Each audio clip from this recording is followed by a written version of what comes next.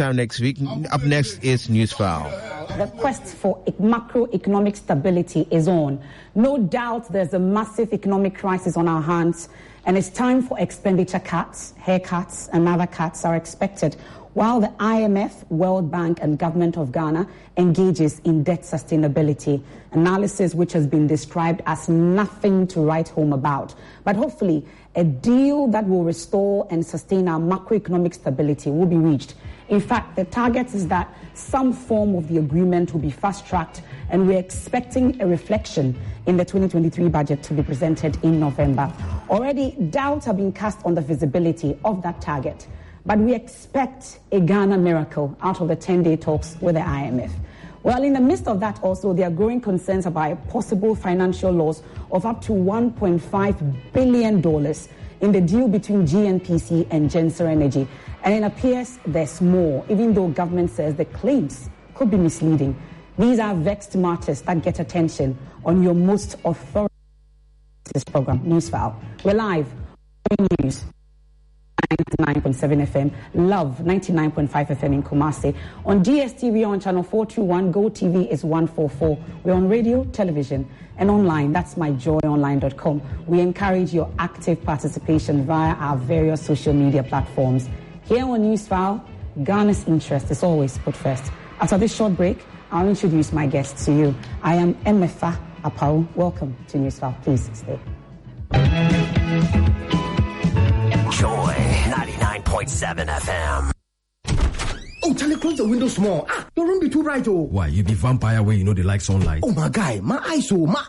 Behind the PC problem. Oh. In the sun problem. Common light bulb stuff. This no matter. I beg go Robert and Sons. Oh, yeah. Then my chick to him, I know correct. Cry. Where Robert and Sons sort them out sharp. Now, so stylish frames in the wrong. We go Robert and Sons right in. No, I was sitting inside proper. For over 25 years, Robert & Sons continues to provide specialist eye care for both adults and children. Locate us at Adabaka, Adenta, Kumasi, Usudangwa, Tema, Weja, and East Legon. Call 050-151-9111. Robert & Sons, seeing is believing. Hannah and Paul have asked their family and friends to join them here today to reaffirm their wedding vows. Since the first time. Hannah, Paul. You're the tenant of my heart, often behind in the rent, but impossible to evict. 10 years. If I had to do it all over again, I wouldn't do it any different. Your car breaking down, the lift, meeting you at Auto Chill, and from then on, one chill leading to the other. I have changed my car 6 times since. But never my air conditioner's dollars, nor you, my wife. For expert craftsmanship and impeccable after-sales service, AutoChill has it all. AutoChill is located at Lati Junction, next to the Washing Bay. Telephone 0243-474-788 or 0244-365-447. AutoChill. Stay chilled. My way insurance,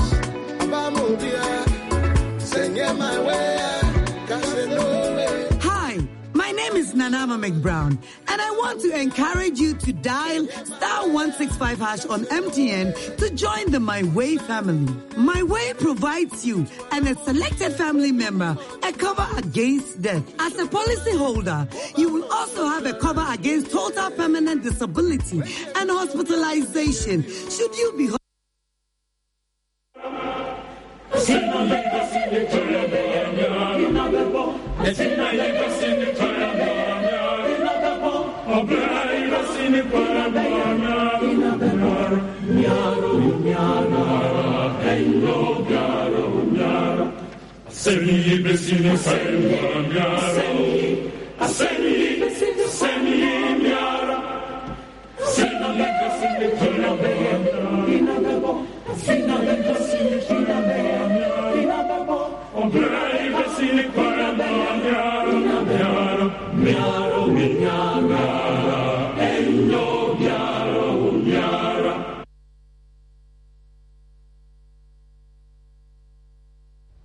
welcome back to Newsfile here on Joy News, also on Joy 99.7 FM. And Newsfile, as always, is brought to you by Bank of Africa, as strong as a group, as close as a partner. We're sponsored by MTN, everywhere you go. Star Assurance, your solid partner. Ashesi University, educating ethical and entrepreneurial leaders for Africa. We have Roberts & Sons Optical Services, your comprehensive eye care service provider for 31 years. Fernat Ghana, think wood, think Fernat. Duraplast, how you get your water matters. Remember, where Duraplast goes, water flows. St. Thomas Eye Hospital, providing excellence in eye care. We have Haptel, everything new. And My Way Insurance, dial *165# on the MTN just to join. And today, like I said, we'll be talking about the IMF deal, the talks that's ongoing. We have 10 days, we've done 5 days already. And like the finance minister says, we are looking forward to a Ghana miracle, hopefully to get a deal that will be reflected in our 2023 budget. That's in November. And doubts have been cast already on that. And to start that discussion today for us will be the ranking member on Mines and Energy Committee, John Jinapo, is my guest today on Newsfile. We also have Dr. Priscilla Chumesi Bafo. She's with the Department of Economics of the University of Ghana. And then also we have the President, Bankers Association of Ghana, Mr. John Iwa, both joining us via Zoom. Mr. Abu Jinapo join me in the studio. Welcome, ladies and gentlemen, to Newsfile. I want to test your microphones to be sure that we're good. Thank you very much, Emma. Thank you very much. Good to see you all. Thank you so much. But before we get into the IMF talks, of course, there's a lot happening on the front of illegal mining, issues about Galamsey. We'll get to talk about it. I'll get your preliminary comments on that before we get talking proper about the economy. And that will be right after this break. Please stay.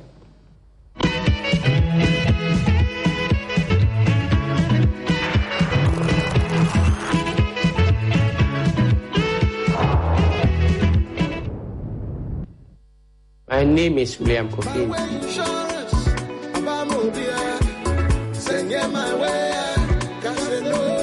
Hi, my name is Nanama McBrown, and I want to encourage you to dial *165# on MTN to join the My Way family. My Way provides you and a selected family member a cover against death. As a policy holder, you will also have a cover against total permanent disability and hospitalization should you be hospitalized for more than 2 nights. Dial *165# and join the family. Sanya My Way.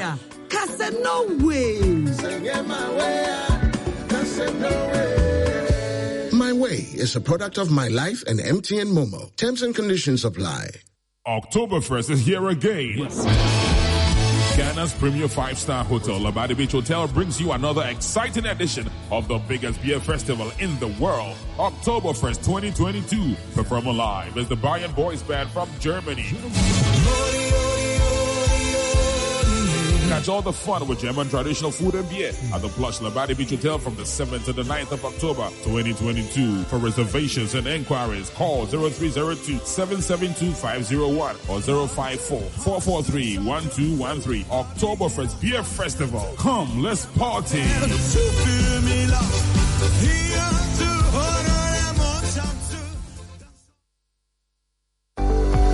This is your last chance to make that dream travel you have been waiting for come true. So take that step with Latina Travels and Tours and join the business tour in Turkey and leisure in Dubai for all your business and leisure needs from the 1st to the 8th of November 2022. Package starts from $2,500 and includes visa, flight, accommodation, 3-meal plan, transfer and tours. To register, contact Latina Travel on 0244-260-789 or call Gifty on 0270-302-245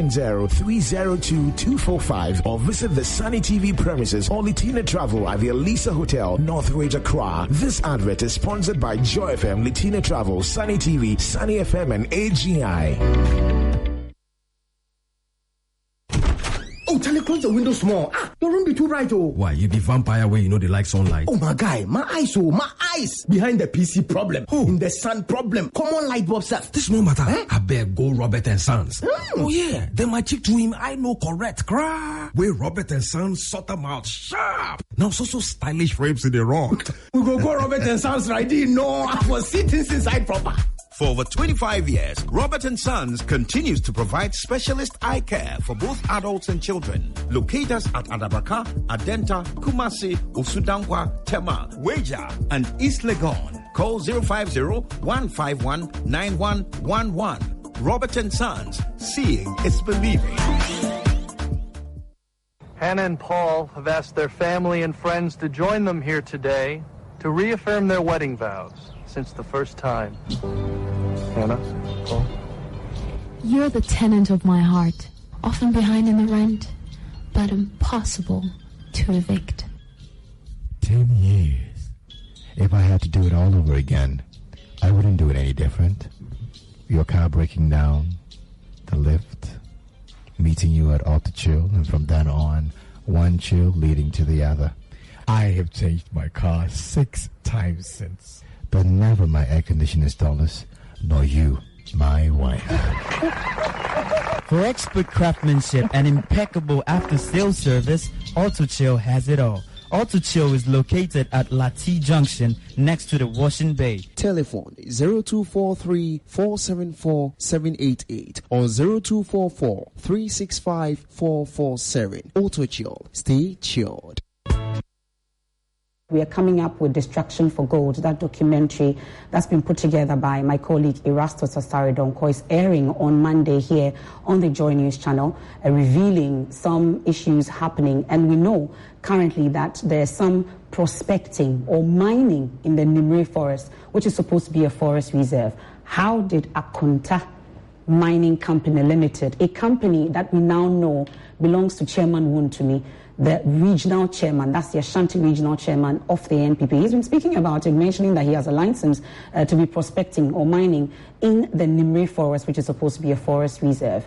And just today, and just this morning, our team in the Ashanti region has given us files indicating that the Asantehene Otumfo Seitu II has been speaking about the illegal mining situation. This is about the second or third time we're hearing him on this. He's insisting that chiefs cannot be accused of allowing illegal mining to thrive when licenses are issued without recourse to traditional authorities. That's the situation he's raising. He's also talking about questioning the failure of the security agencies to successfully fight illegal mining in the country. Let's hear from the Asantehene Otumfo Seitu II. When you come to Galamsey, that is an albatross on our head. It's rather unfortunate that it's happened this way. Ghana was known as the Gold Coast, and therefore it was known. But during that time, it wasn't like the Galamsey that we are talking about. Many ones people were doing hundreds and hundreds of years ago. It was there. But unfortunately, it's gotten to a point where people are now using equipment and all that, and they don't care about the environment or anything. But the question is, who is in control of that security around the area? From the district level to the highest level. We are all talking about Galamsey. The government set up the military police to do it. Why have we not been able to stop it? No. Why? That's the point. Why haven't we been able to stop it? If you create a system where we say we'll stop it, to the extent that the president says, I've put my presidency on the line, and yet it is going on, then to me, something is wrong somewhere. Sure. So we need to review why this is happening. Polluting our waters. And the case in point is when I came back and hear that a Chinese woman who was supposedly deported is back in this country also doing Galamsey again. Who allowed her to come? Is it that our borders are porous? Or what? So what happened? No. And people know who are doing the Galamsey. They know the people are working there in the communities with those people. Unfortunately, unemployment may be the problem. Fine, but that is not to say that we have to destroy environments. So, unemployment could be a problem. Fine, so people in communities will say, I don't have any job to do, and therefore, but that's not the alternative. So it's something that is facing all of us that we need to find out what went wrong. But to me, why can't Galamsey be stopped? Because I'm sure people are also involved that they know and have some authority somewhere that I don't think that should be the case. So but if they go there and meet the Galamsey people with gold and all those things, that what happens? Where's the gold? Where's the money? Who is taking it? So let's face reality.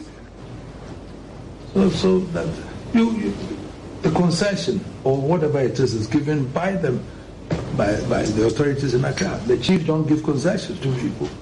The chiefs are there and the people come, they say that we've gotten a document from Accra to say that we've been given a license to come and mine. Who consulted the chief for him to even be able to supervise where he's going? And the Constitution says the minerals under is for being held in trust for the people by the president. So whoever gave that person the license to go ahead should be responsible to supervise that the degradation of the land. Asante Otumfo say to the second, they're speaking during that courtesy call on him by the U.S. ambassador at the Menchia Palace. That's the concern. Chiefs cannot be blamed entirely who were giving these licenses. We've heard from Chairman Wuntumi saying that his license to prospect in the Nimri Forest spans all the way to 2035. How is that possible? We've been told that he's been instructed, or we've heard the Lands and Natural Resources Minister indicate that he should halt his activities in there. That's Akonta mining. What then happens? Does it stop there? But we can hear from Samuel Abujinapo during his tour also of the Ashanti region.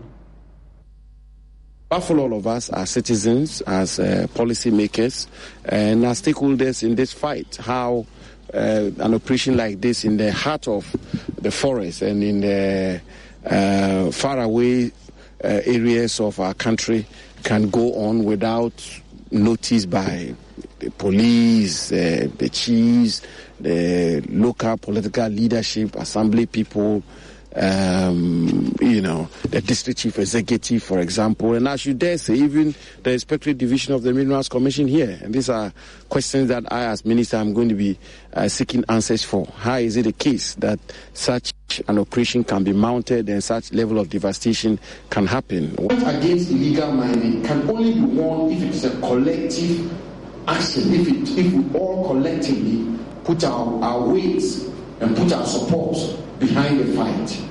And I've made this point over and over again. Mining, with the greatest of respect, in all humility and modesty, is never conducted in an office. Mining is conducted in the countryside.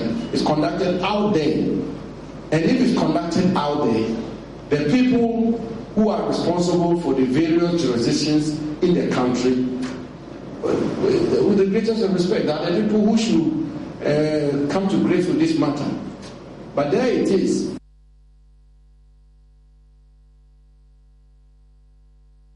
So that's the Lands and Natural Resources Minister recently in the Ashanti region.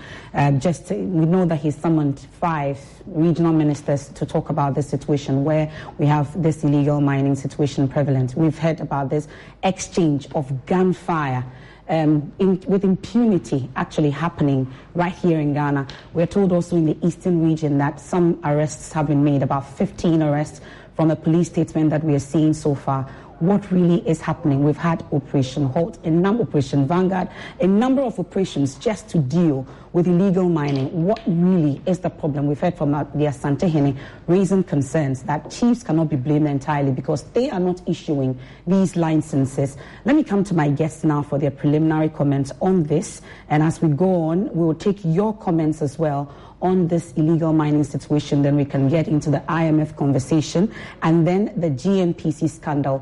There's more happening there that we need to unearth as well right here on Newsfile. So for obvious reasons, I'll start with Dr. Priscilla Chumisi on this. Then we know that there are economic drivers, of course, that's leading to this illegal mining situation. But should that take precedence over our environment, really? That's the concern. Thank you, Amafa. Good morning, and good morning to your listeners once again. Indeed, when it comes to rent-seeking behavior, like we find in the mining sector, it is a difficult fight to win unless there are strict rules and measures that are put in place, not necessarily ad hoc measures once in a while campaign against it. Because like the minister indicated, the people that are prospecting for gold and all that, they are in the hinterland, so you cannot be in offices regulating such activities. So we need a national consensus, a stronger fight against the menace. Because indeed, when you look at some of the scenes in videos and pictures, it's like a war zone. And you see that the people that are engaged in this, the returns to the hazardous activities they are involved in are quite high for those that are engaging in those activities. But it comes at the detriment of the whole society, because as a society, we are losing our water bodies. It takes so long, number of years to reclaim these lands that have been left in such devastating manner. And so for me, I think that we need to, as a country, be more stricter on the rules, punitive measures. And I see that the police will be arresting some of the people, but indeed, when you look at these people, you see that these are the young men that have been hired or are doing the galamsey themselves. We need a few big wigs within in there to serve as a deterrent to others. I believe that if a number of people have been jailed, have been punished for these activities, influential people, it will serve as a good signal to deter the many that are involved in these activities on the other side of the country. And also, the other bit is that, yes, whilst we are doing this, how are we, how is the system coming out with policies to generate alternative livelihoods for people that have been involved in these activities for years? So these are national consensus that needs to be built for a whole agenda to battle this, because certainly the rate we are going is not sustainable. But with this fight so far, over the period, with what you've seen, I know you've mentioned how difficult it is, but do you see some level of seriousness in wanting to actually deal with this situation?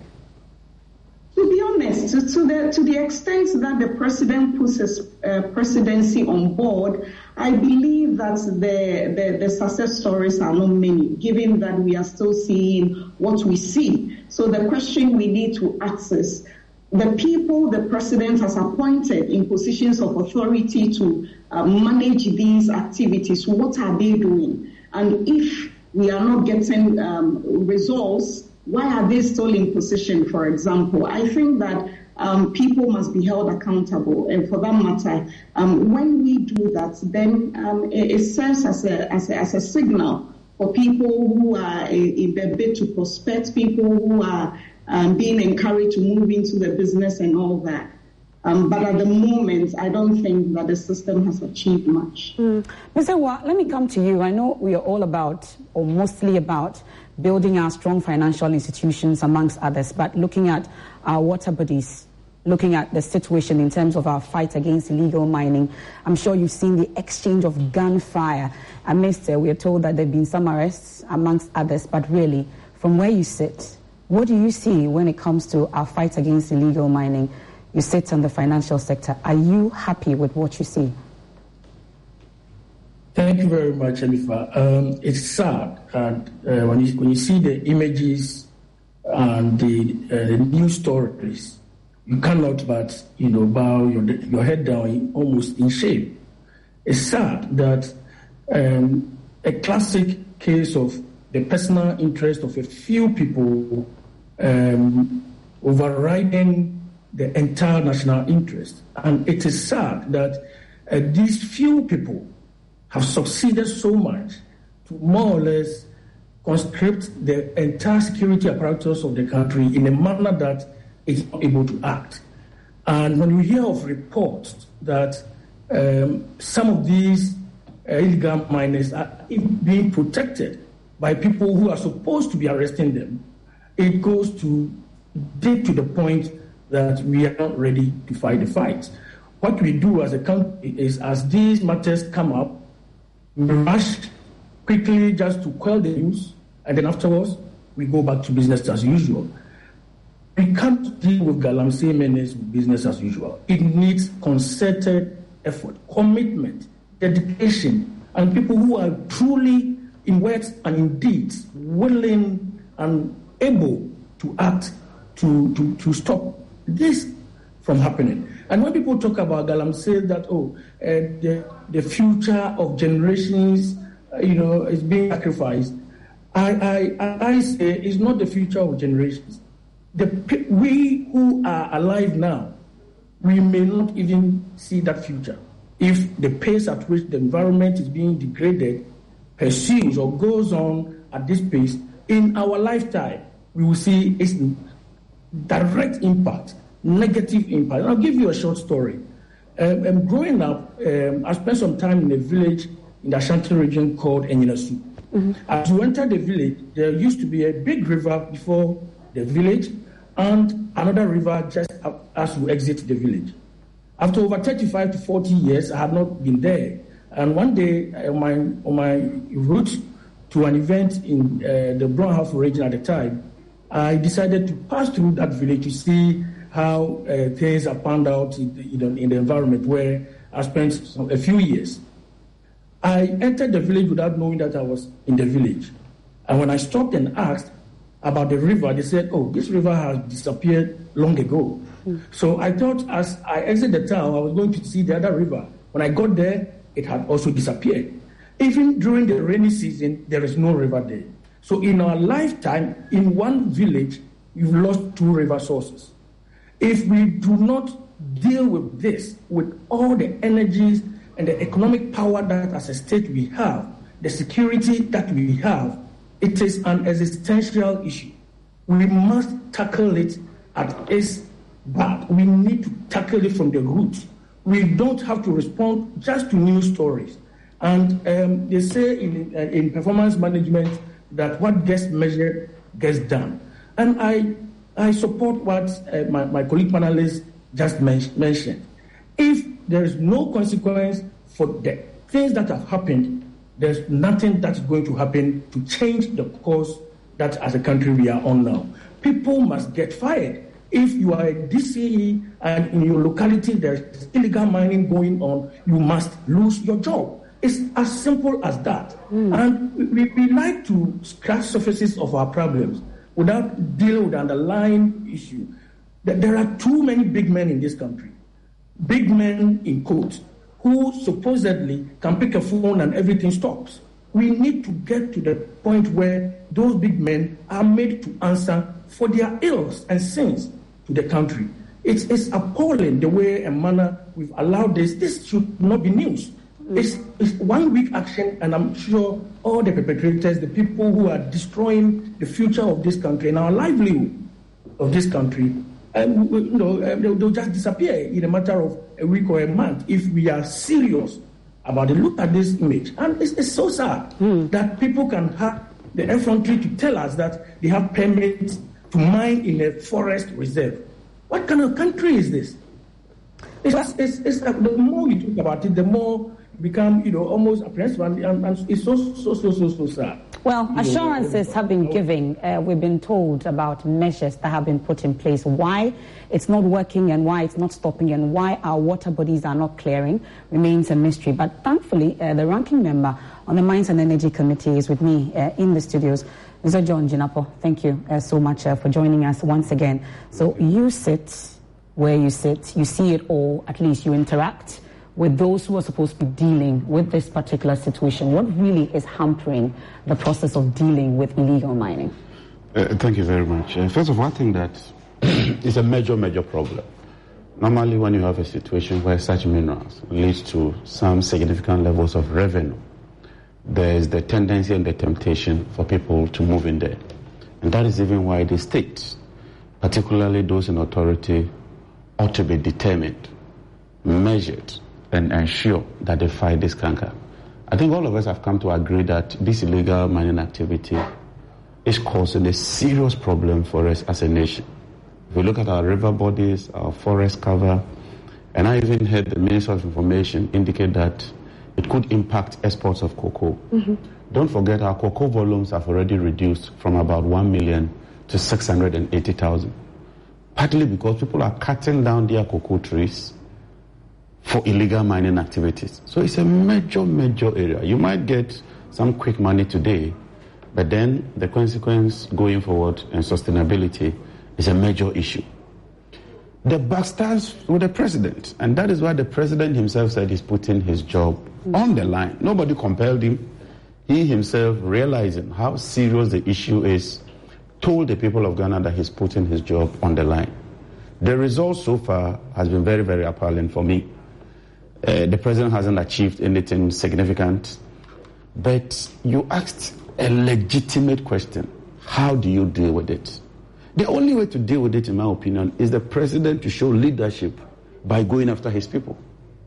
There's ample evidence to suggest and to confirm that some top hierarchy within the MPP are engaged in this illegal activity. Are they? They are. You just cited Akonta Mining. And he says that he has a prospecting license till 2035. I mean, that's shocking. This is the law. Just a moment. Minerals and Mining Act 703, Section 35 says, a prospecting license shall be granted for an initial period not exceeding 3 years.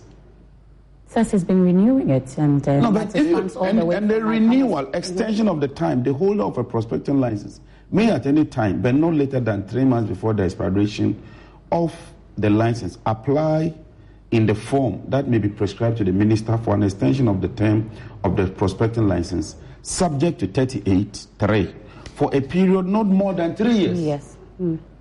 So how can you renew it till 2035? I mean, this is the law. The law says that you can't go beyond 3 years. And even when you go to 38, it says that the acreage or the land size ought to be reducing going forward. So how come Wontumi is able to acquire a prospecting license that expires in 2035? There may be more Wontumis out there. A lot of them. We get a lot of reports. And we issued a statement, I think 2 weeks ago, when we heard that he was degrading the forest in Samnaboy. Now, go to the minister's own statement. This is the press release from the minister, 30th September 2022, issued by the Public Relations, Ministry of Lands and Natural Resources. It is clear. The statement confirms that what Akonta Mining, owned by Chairman Wontumi, was doing there was illegal. They've asked him to halt activities. No, the first thing is that what he was doing was illegal. So he's breached the law. There's no doubt about that. Because the fact that you have a prospecting license doesn't mean you can just move into the forest and start degrading it. You need other permits, like environmental permits and other permits or licenses before you can move it. And so clearly, there's some blatant disregard for the law, like some of my colleagues are saying, by some people who feel untouchable. Let's face it, but for the fact that Chairman Wontumi was the Ashanti Regional Chairman of the MPP, could he have moved into the forest and start degrading it the way he was doing?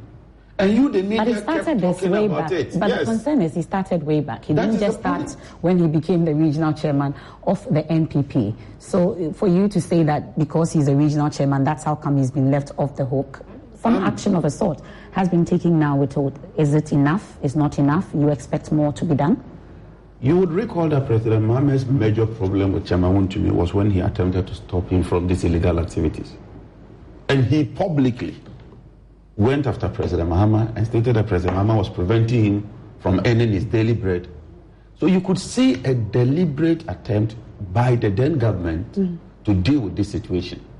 I'm saying that this is a new phenomenon, especially with this forest reserve. We're talking of illegal mining. Now we're talking of illegal mining moving into forest reserves. It's a serious matter. So I'm saying the president must demonstrate that he's indeed committed. This government must show commitment by dealing with their own people. If they go arresting the small ones, the small fishes, whilst your own men are blatantly disregarding the law and moving into forest reserves and degrading the forest, you are sending the wrong signal. For me, this is a litmus test. There's evidence that what this company is done is illegal. They moved into the forest, degraded the forest without authority. And so I expect that this government and their ministers would take this on, use this as a test case, prosecute them, so that we would know that government is indeed committed against illegal mining. Anything short of this, for me, would just be scratching the surface, to be mere rhetoric, and it doesn't demonstrate or confirm that this government is committed to fighting the canker. Look, this Akonta mining, he's been there for a long time. It's not yesterday, it's not yesterday. I have been working with some of your sister stations. I've been granting interviews. I've seen videos. Samatex has been complaining. The chiefs have been complaining. But the man feels that he is above the law. He's big. He has some political weight. And so he can do what he wants. But the likes of you, you have a committee. You're a ranking member on a key committee that's supposed to help with this fight. We hear you talk about it, and it appears beyond the news items, nothing much really happens. You have the powers. Why are you not using it? Look, let's call a spade a spade. When it comes to punitive measures, when it comes to prosecution, it's not Parliament that does it. Of course, it's not. But you have the powers to force the hand. And responsibility in terms of oversight, it is Parliament. And we've held the minister responsible for this sector, lawyer Samuel Abujina, for severally before our committee, before Parliament, even in the chamber, to put him to stress test and all that. So is just holding him before a committee, and that's it. So therefore, the question is that what can Parliament do? You voted us to go and represent you. I'm telling you what we have been doing. If you think that there's something in particular, something specific that Parliament ought to do that we are not doing, put it out here. And I promise you we'll take it up. I know that within the remit of the Constitution and within the powers that Parliament has, we have done a very, very good job in terms of advocacy, oversight, responsibility, giving directives. We've done everything we can. But the boss stops with the president. It's the president who has the mandate and the power to stop this. He controls the security apparatus. He controls our budget. He appoints the ministers. He appoints the attorney general. He can institute prosecution through the attorney general. And so let us hold the man who has the power and the responsibility to stop this. When the president leaves, then all of us can support him. But if the president doesn't show commitment, if he doesn't fight this head on, don't hold MPs responsible for the failures of the president. I'm clear about this, and I'm very, very clear about what I'm saying. Well, we've heard from the traditional rulers. They are also shifting the blame. They mentioned that they can't be blamed entirely for this because they don't issue the licenses, among others. But this is a fight that we ought to continue to deal with. And on Monday, here on the Joy News channel, we're bringing you Distraction for Gold, that documentary put together by Erastus Asare Donko. You ought to catch it, and then we can all help in that fight against illegal mining. And we'll take a quick break. When we return, we'll get into the IMF talks. It's day 5 already. Debt sustainability on the path to get that $3 billion loan facility, and hoping that it would actually reflect in the November. That's the 2023 budget. What really happens? We've talked about the 7 pillars that are outlined.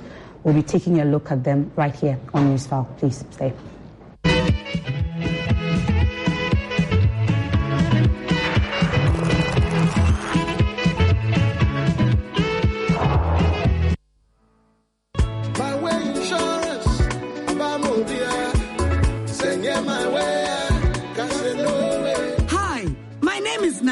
Brown, and I want to encourage you to dial *165# on MTN to join the My Way family. My Way provides you and a selected family member a cover against death. As a policy holder, you will also have a cover against total permanent disability and hospitalization should you be hospitalized for more than 2 nights. Dial *165# and join the family. Sanya My Way.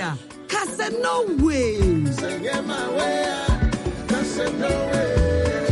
My Way is a product of My Life and MTN Momo. Terms and conditions apply.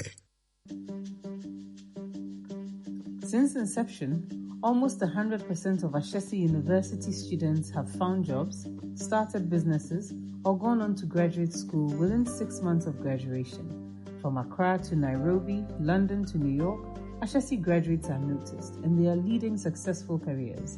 If you dream of a rewarding life and career, an Ashesi education prepares you for just that.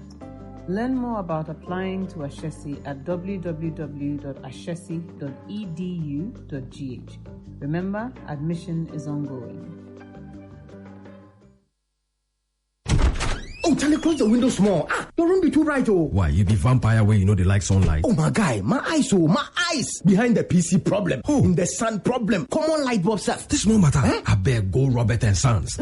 Oh, yeah. Then my chick to him, I know correct. Cry. Where Robert and Sons sort them out sharp. Now, so stylish frames in the rock. We go Robert and Sons right in. No, I was sitting inside proper. For over 25 years, Robert & Sons continues to provide specialist eye care for both adults and children. Locate us at Adabraka, Adenta, Kumasi, Usudankwa, Tema, Weja, and East Legon. Call 050-151-9111. Robert & Sons, seeing is believing. Image Bureau and April Communications, in partnership with the National Theatre, presents. Stanley, look, all hell will be let loose if now we're to see anything in the newspapers about me and Mary and living in Labone. But why? Because I live with Nashome in his cantonments. No, son. You live with Mary in Labone. That too. Hey, you've got 2 homes? Yes. One here with Mary? Yes. And one with your girlfriend in East Cantonment? Yes, only Nashome is not my girlfriend. What is she? A German Shepherd? She's my wife. Run for your wife.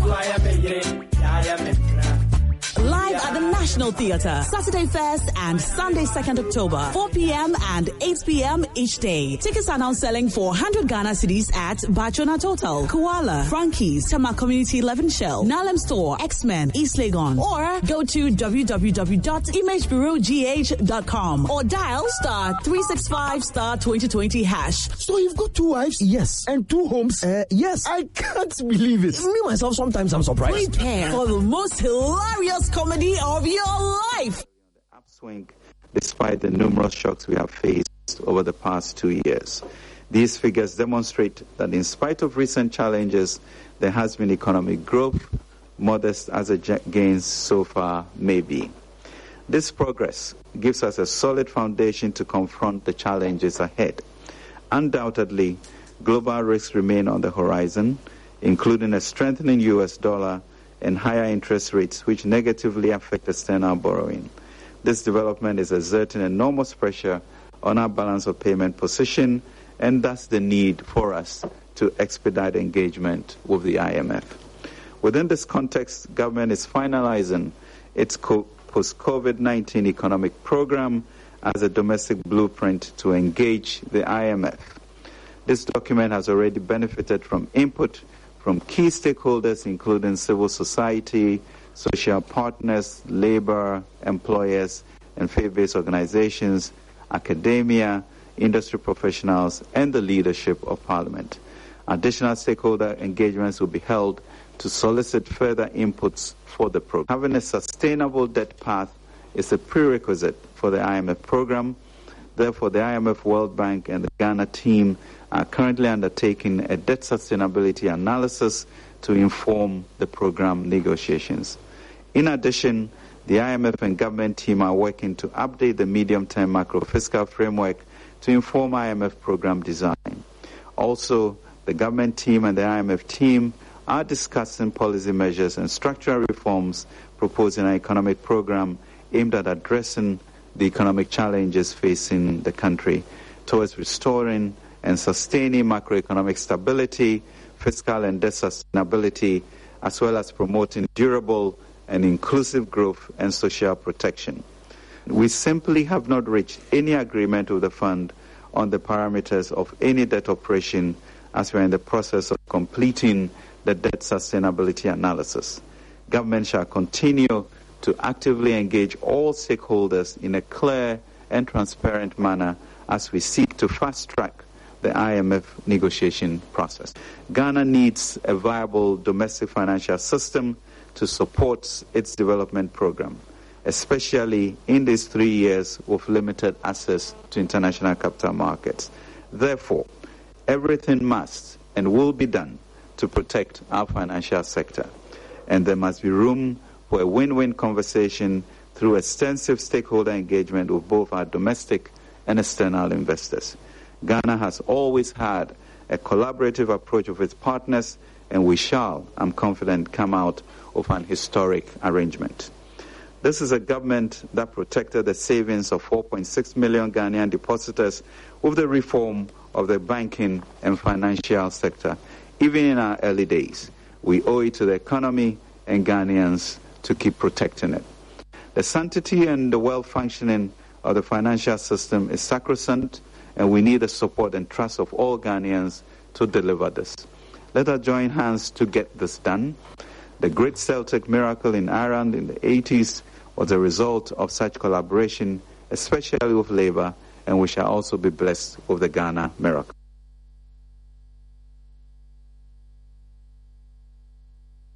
The war in Ukraine has triggered a global economic shock that's hitting Ghana and, as I said, many other countries, and all at a time when, for many of these countries, their room for fiscal maneuver, if I could put it that way, is already extremely limited because they've used a lot of fiscal firepower already in the pandemic. Well, so that's Ghana's Finance Minister, Ken Ofori-Atta, just this week giving us updates on our economic situation, also on the talks with IMF. And then you also heard Gary Rice there briefly there speaking. He speaks for the IMF in that Zoom encounter. So I'd like us to have a discussion on this where we break it down to the barest minimum for the ordinary person to understand where it is that we are currently when it comes to our economy and our talks with the IMF whilst we seek that $3 billion deal. Ms. Oyewa, I know that there were some 7 pillars that were put out by the finance minister. We'll go through them, but the 4th pillar is building strong financial institutions, for which reason I'll start with you on this.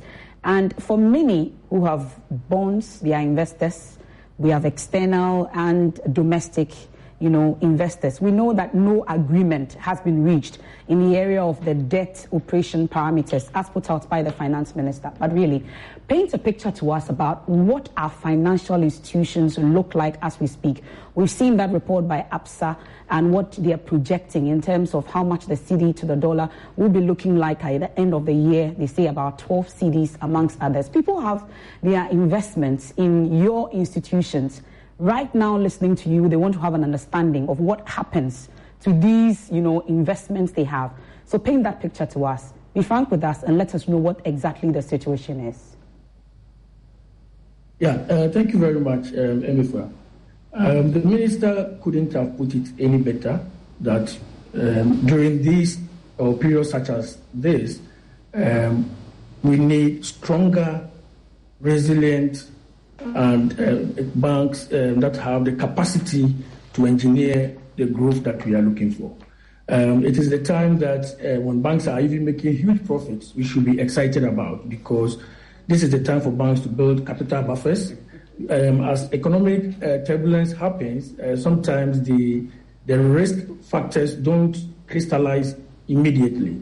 They are always in the horizon, and banks should be able to prepare for that eventuality and have the capital levels and the necessary balance sheet to be able to accommodate the shocks when they do occur. And I say when, not if.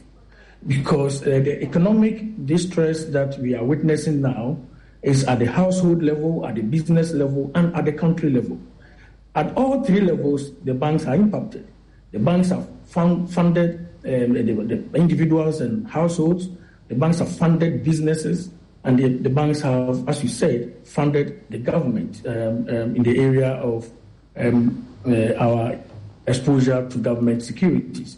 So everything must be done to ensure that we have stronger banks that can accommodate any potential distress from businesses and any potential distress from households, and in our case now, in our discussion now, any potential distress from the state or the distress from the states that we are dealing with at the moment.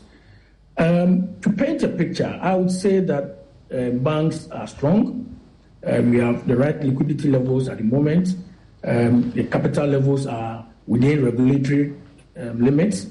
But I would also say that the environment has not been good for banking. We've had over 35% depreciation of the currency.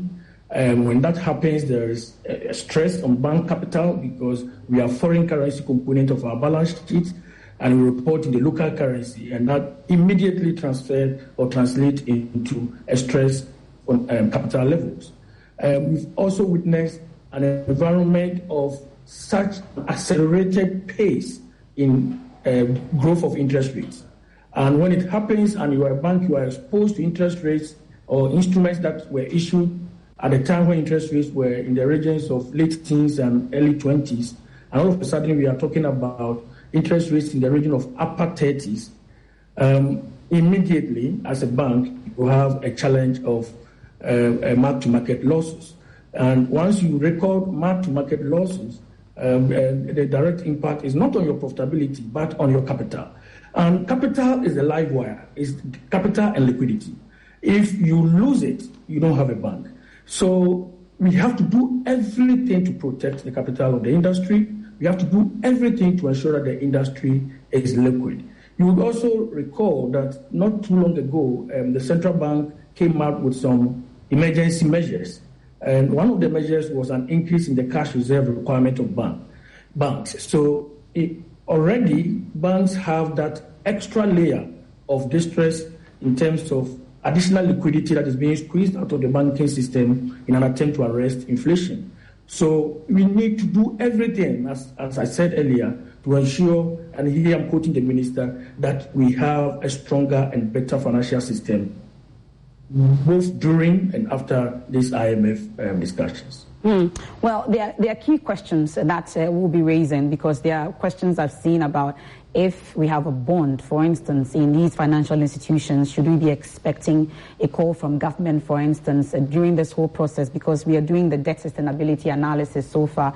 We've seen the rankings and the World Bank website, the risk of external debt distress and risk of overall debt distress. These are high, very high.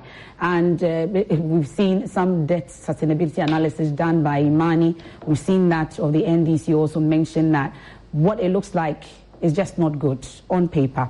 And we are yet to experience it, and people have started experiencing it or talking about it already. But Dr. Twumasi, you've been listening to the finance minister put out these 7 pillars, where we are in terms of these talks and the outcome of it, and hoping that we'll have some sort of a deal that will be reflecting in the budget that will be announced or put out in November.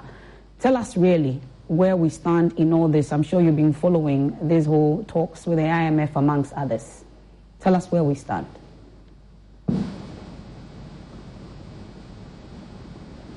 You have to unmute. Super. Yes, thank you, MFA. I believe that, like the finance minister indicated, it is evidence based on the macroeconomic indicators that all is not well in Ghana. And for that matter, they have sought for assistance from the IMF. But for me, I do not want to send us all the way back, but to put the discussion in context.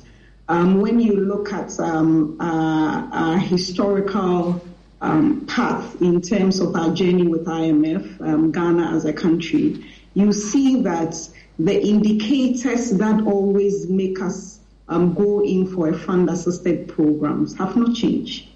Currently, we are looking at unsustainable debt levels. We are looking at a currency that is depreciating. That is also putting a lot of pressure on our balance of payment. And so that means that our ability to import essential commodities like petroleum, pharmaceutical products, and items that are not produced in Ghana, we are consistently in a tight situation. And for that matter, they have had to approach the fund for assistance. But how did we get here? You see that when you look at the debt composition of Ghana currently, we have a blend of domestic and foreign debts.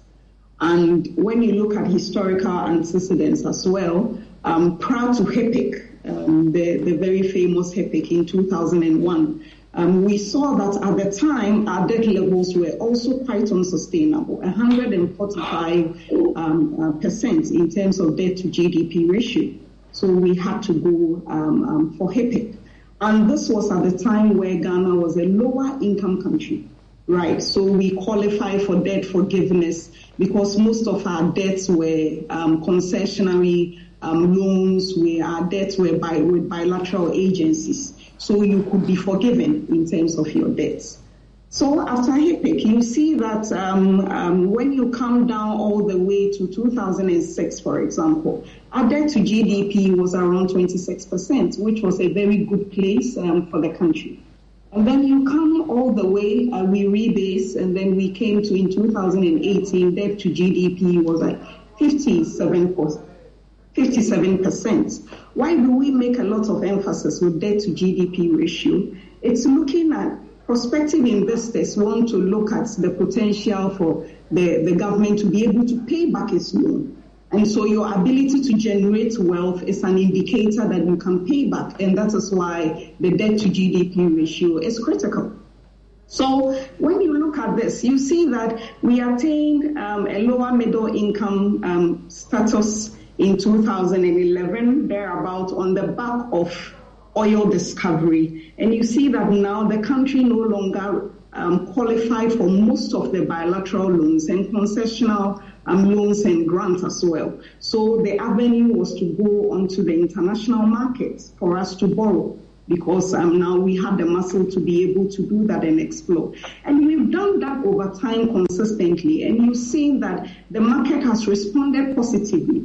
The downside with opening yourself as a country on the international market is that you become also quite volatile, because your country is an investment avenue for both domestic and foreign investors. So there is always speculative activities that are going on. People are keenly watching your macroeconomic fundamentals to be able to take a decision whether they want to invest or not. And that is where rating agencies in recent times have become quite critical in the discussions, because they are looking at the indicators to make a projection to prospective investors. And certainly, when you look at the consistent bad ratings that Ghana has received based on the back of rising inflation, depreciation, and the accumulation of the debts, it is a situation that Ghana has been cut out of the international markets.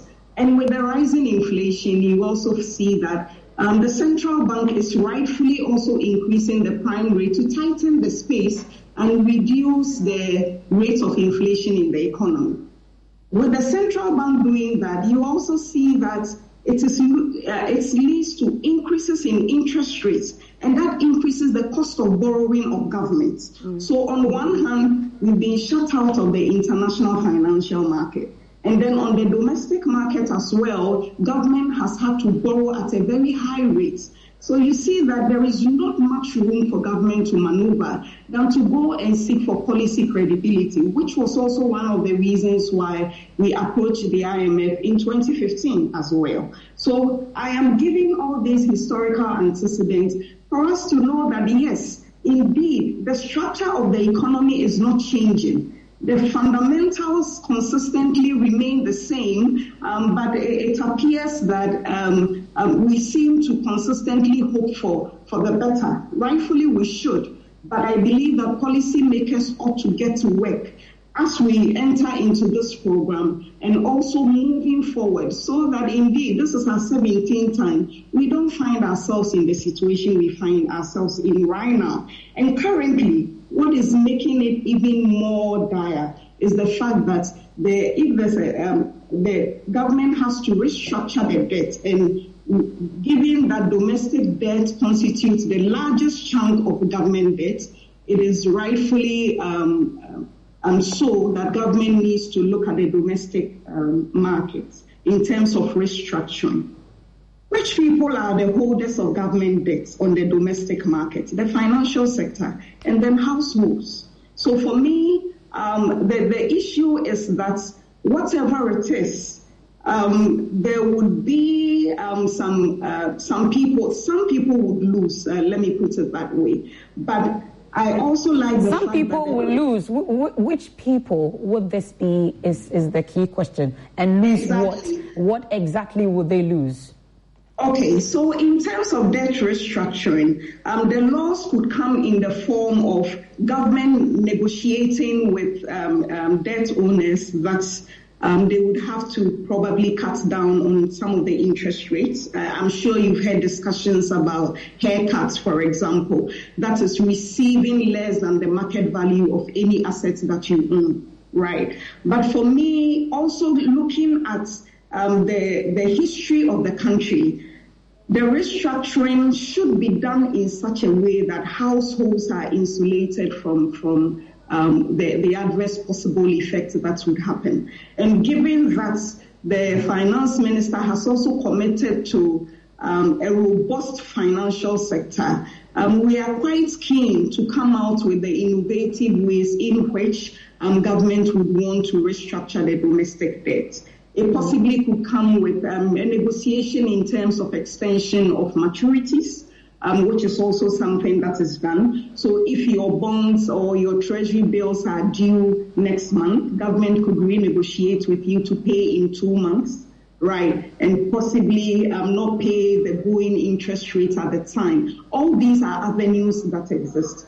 But as we go through all these, we need to be careful that households' incomes are protected. Particularly given that Ghana, we struggle with a lot of Ponzi schemes in the financial sector.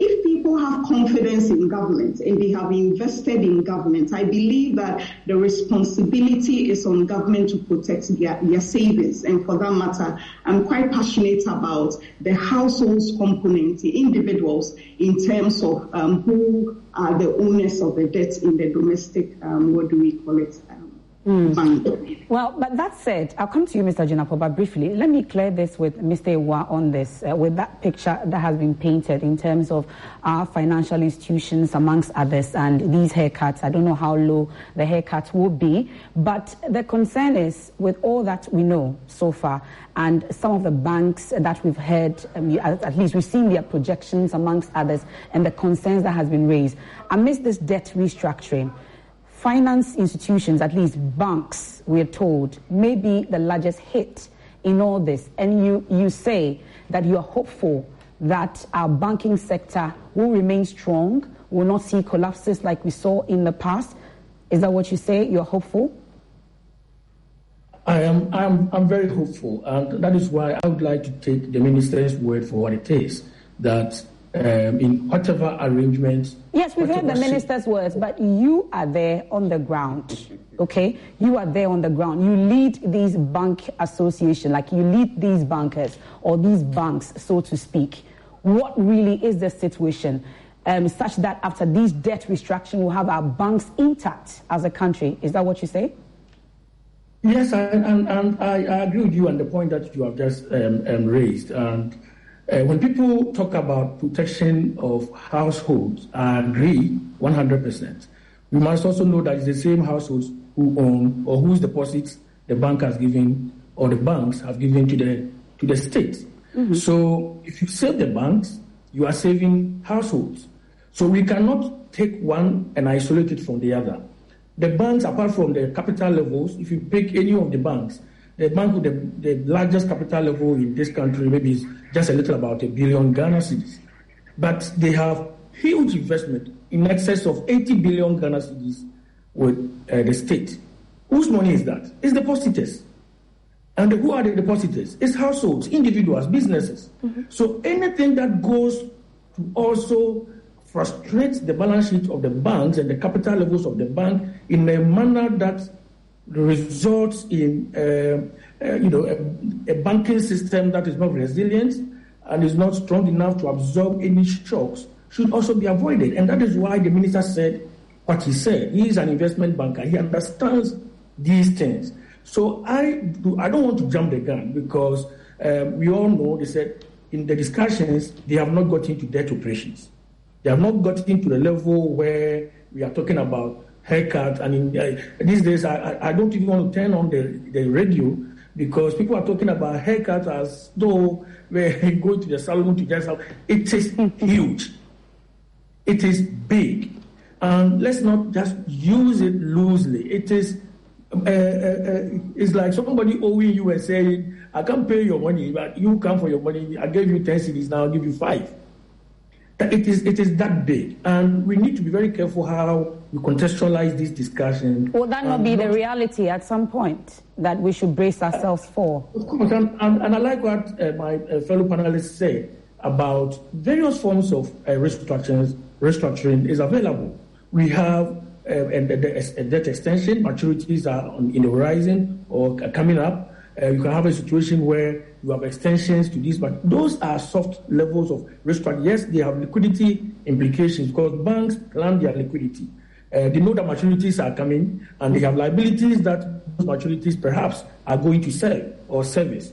So if maturities are unduly extended, it could also have impact on liquidity. And we believe that when we come to that, the central bank can then perhaps create a window for the banking system and say, if you have been asked to do an extension of your maturities so that we are able to reach debt sustainability, if as a result of that you have liquidity needs, we from Bank of Ghana will step in to support the bank requirements. I think that is perhaps an avenue that we should explore more and perhaps come less on these discussions around shaving off from the portfolio.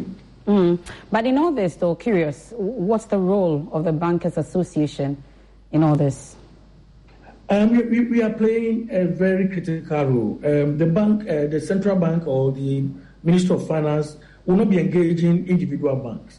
So we have a community of banks, and that community of banks is headed by the association, which I happen to head. So we are really at the forefront of any discussions with the banking industry. We need to be able to bring individual bank situations to the table. There are decisions that can be taken that Bank A can accommodate, but Bank C or D or F will struggle to even take 50% of it. We need to understand the dynamics of the industry, and that is where we come in to provide that kind of understanding of the industry dynamics, where banks are from the tier 1 to the tier 3s, where each of them are, so we can properly situate the discussions and take decisions that are optimal for the banks and for the country. We have to reach, as the minister said, a win-win situation. And reaching that win-win situation is understanding, we understand why we are where we are and the discussion from that side. There's not much to understand from that side. But there is that end of the banking industry, the pension funds, the asset managers, the household holders, the offshore holders. We have the insurers who also put insured money or premiums into government bonds. So if you go and do a haircut, it's going to affect their ability to pay claims. So these dynamics all come to the fore so that we can have a more forward-looking discussion that seeks to protect the interest of all participants and not maybe solve one problem and create a lot more problems for the industry. And I talk about the banking industry because of what and where we are coming from. We just come from a market where confidence went to all-time low, where banks went under, banks were consolidated. And we do not want a situation where after any program of a sort, we are going to have to deal with that situation where we have to be building back confidence in the banking system. And I believe that the managers of the economy have these backgrounds to their discussions and they understand it. And from the initial conversations that we've had, I'm quite confident that the understanding is there. And we need to just come to a decision point of how we deal with it. But let's not forget, it's not just about debt. It's also about expenditure. It's also about revenue of the government. So debt sustainability is not just a debt. But why do you have the debt? Because you have borrowed to spend. So you need to look at what do we spend our money on? What can we do? What else? I know that we've cut discretionary spend by 30%. What else can be cut? On the revenue side, we know that there are leakages. We just heard of a news article on Joy of customs, leaking the state about 300 million, I don't know whether it's dollar or CD, annually because of just oil imports from the sub-region. If we have pockets of this in the system, to what extent are we going to have all coming to the table? We close out these loopholes so the kitty becomes bigger, the expenditure side goes down, and then begin talking about what else, whether we have to even touch the debt. And that is being held by the bank. I was hoping you let us in actually on what exactly you've been told that gives you that kind of confidence in what has been said. But I'll come to you again on this, and also Dr. Chumesi on this. But let me come to the studio now and bring in Mr. Jinapo on this particular IMF situation. He's also on the Finance Committee of Parliament, and we've been told there's an extensive engagement the Finance Minister mentions as he puts out the 7 pillars. And tells us that before he comes to you in Parliament in November to present the budget for 2023, hopefully some form of a deal would have been agreed on with the IMF such that it will reflect in the budget. First of all, I've heard a lot of these things from the Finance Minister, from the Chairman or Head of the Economic Management Team, several assurances that we keep deteriorating. And so, rather than talking too much, I think they should focus on the job. We've had several assurances. Quite recently, the Finance Minister held a press conference and gave us these same itemized issues and gave us so much assurance, it turned out to be negative. The Vice President himself has done that, it turned out to be negative. And so it's not enough just talking. And I'm happy that the Bankers Association says that they appreciate the cause of the problem. What I see is that the current managers of the economy do not appreciate the cause of the problem. And until you appreciate the cause of the problem, it's very, very difficult to prescribe some solutions to that problem. Because when you hear the excuses they are given, it just makes you feel that, look, this economy is in the wrong hands. It's true, we met the Finance Minister. And I was one of the people who were chosen. We're quite few from Parliament. We met the Finance Minister in Koforidua, and I can tell you that this economy is really sick. It's worse than they even tried to tell us. But that's good news. At least there's some engagement with your position. For instance, government is not just dealing with this by itself. So let me deal with the issues. Okay. Now, if you look at the Ministry of Finance's own report on the fiscal side, our total revenue for the first 2 quarters was 37 billion. That's total revenue, all the revenues accruing to the state. And normally when you are looking at this, your emphasis is on the tax revenue. Tax revenue was 30 billion. Meanwhile, when you take 2 items, compensation and debt servicing, is 42 billion. So the total revenue is not even enough to meet just 2 line items. That is debt servicing, which is interest and amortization, and then compensation. Before you then come to look at GET Fund, NHIS, District Assembly Common, all the other statutory payments, when you put all together, it's about 60 billion. So 37 billion against 60 billion tells you the difference in terms of the amount of money we need to even reach par. Bearing in mind that there's no opportunity for you to go to the Eurobond. So it's a serious matter. And our information is that because they are not getting the revenues, the Bank of Ghana is hard to support. And so by the end of the year, all this liquidity support the Bank of Ghana is giving would crystallize.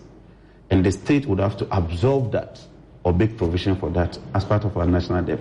Other than that, the Bank of Ghana would have to make provision for that in their balance sheet, which will also knock them off. So this is a really, really serious problem. And in Koforidua, we gave a lot of advice to the minister. Inflation is now at about 34%. I mean, who can survive such a condition where inflation is about 34%. And the bankers themselves tells you the cost of borrowing now is gone through the roofs. The currency is depreciating at an alarming rate. And so clearly, things are very, very, very difficult. The question is, what do you do going forward? We'll be meeting the IMF, the Finance Committee, I think on the 5th of this month. And so far, we have indication that the IMF is now coming to agree with some of the things we talked about. For instance, the Sino-Hydro facility is almost due for payment. We don't have any bauxite processed into alumina. We don't have any aluminium. And in this sector, you need minimum 3 years to put up a factory. I mean, we are nowhere near that factory. So this will crystallize. It's about 6 billion. Energy sector debt of about 10 billion. It's obvious that I've checked from the logbox. They don't have any significant money to pay the principal when it's due. And it's due, I think, in 2024. So we have to make provision for that. That's about 10 billion. Cocoa Board, they have a debt of 14 billion. They cannot service it. As a cocoa bills. They have to make provision for that. Get Fund, 2.5 billion. When you put all that together, that's about 32 billion, which is very likely to hit the public debt. If you take what Bank of Ghana is doing, and then all these bills I'm talking about, when you put them on the national debt, it takes us to more than 100% GDP versus our debt. The debt would go beyond the GDP by about 100%. So there's no doubt that we will restructure your debt. I can understand. The Bankers Association, they are very worried. And I heard Madam say that, look, there'll be some level of restructuring. Because the money is not there. And some of these debts are maturing. And even when you take our domestic debts, a chunk of it is owned by foreigners. You see, in the US, they use nationality because they deal with dollar. We use currency. If it's CD, we say that is domestic. If it's not CD, we say it's foreign. But we allow foreigners to bring their dollars to convert it to CD-denominated bonds in Ghana. So we took 2.5 billion from Franklin Templeton, converted it to CD bonds, and our currency stabilized. So the stability we're realizing was because we always go to borrow money artificially to put it in the economy, and then you are seeing some level of stability. But now that the international market is closed, those dollars are not flowing in again. So you see your CD depreciating at an alarming rate. So even those with domestic bonds, when you pay them the coupon or interest, they go to the Bank of Ghana and say, look, I want dollars because I want to repatriate the money. So clearly, we are in difficult moments, and debt restructuring is inevitable. The question we should be answering is, how do you restructure the debt? How do you deal with the domestic components? Were you giving that indication when you met the finance we were clear that we think that it will be suicidal to focus only on the domestic side. Well, what these banks do, principally, aside other things they do, is to mobilize excess liquidity by pooling deposits together and then advancing them to a deficit unit in the form of credit. And so a lot of the monies you see sitting in their balance sheets are from depositors, like myself and you. So I give, say, 10,000 CD to my bank, expecting that maybe in 6 months I'll get, say, some 10% on it. So if government decides that the banks should take a haircut, either you extend the maturity period, reduce the principal, reduce the interest, extend the interest, but any way you look at it, it means that the banks will have to take a hit. And if you look at the debt or credit portfolio, the banks have a substantial amount of money with government.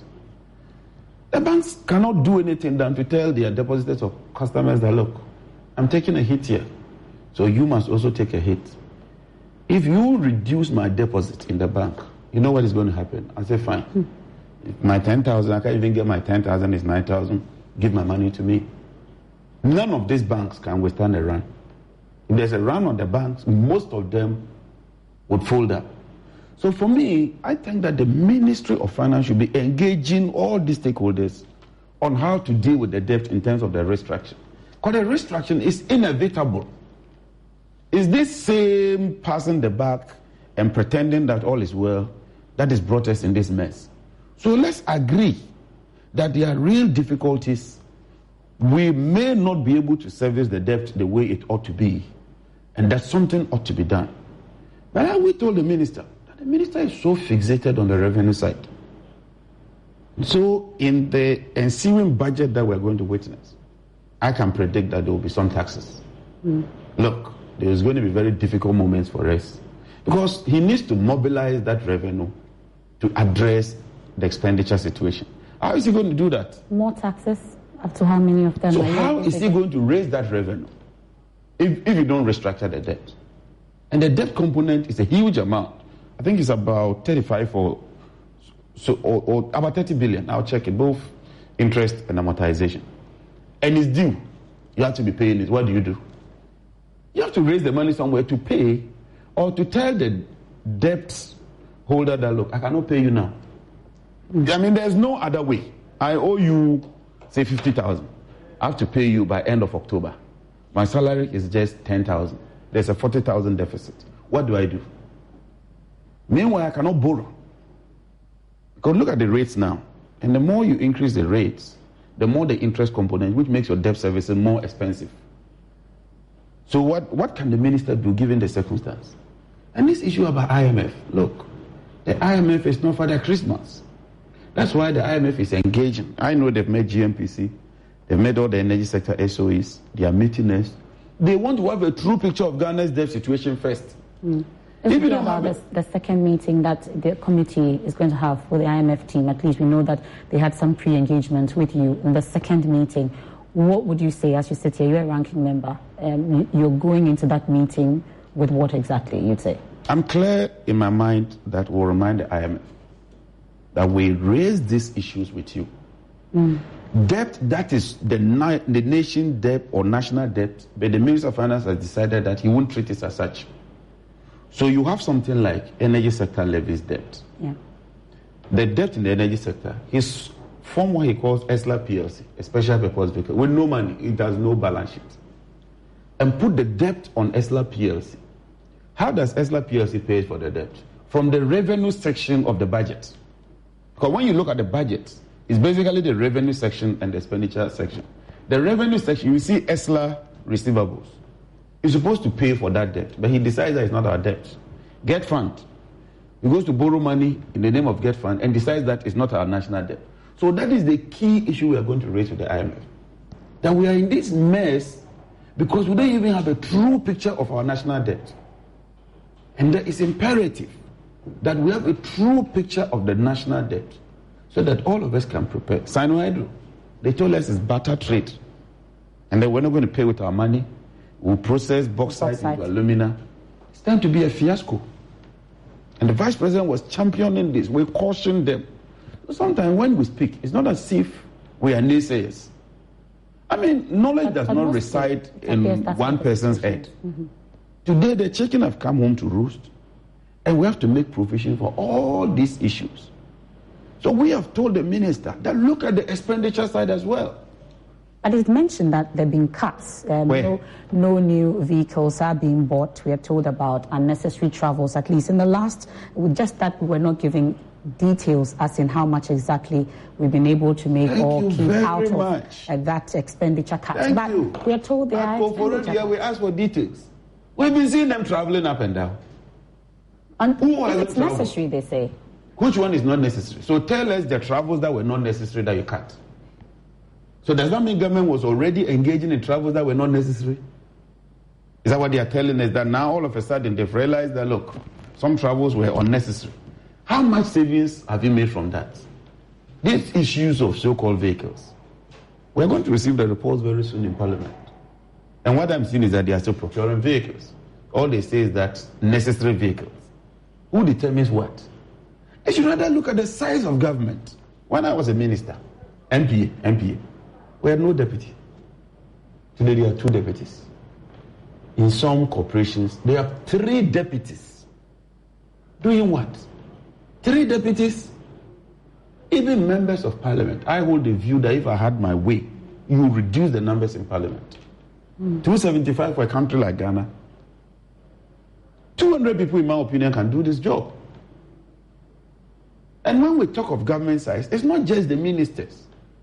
Those staffers and hangers on and all that, and the president himself must demonstrate that he is prepared to cut down on expenditure with these luxurious and unnecessary private jets and all that. So clearly they should lead the way. They should reduce the level of expenditure. They should show austerity, show a level of committed, trim down the size of government. Then we can follow. But I'm clear, look, there is no, you don't need a magician. You don't even need an economist or a finance person to tell you that, look, next year things are going to get very, very, very tough. Things are going to get seriously tough for all of us. Already, salaries have been increased by just 4% in 2021. 2022 by just 7%.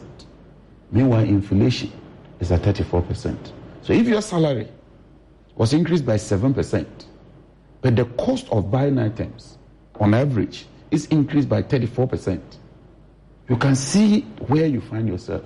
And even with all this, we're still not making solutions. Look, we had pollution levy. We had COVID levy.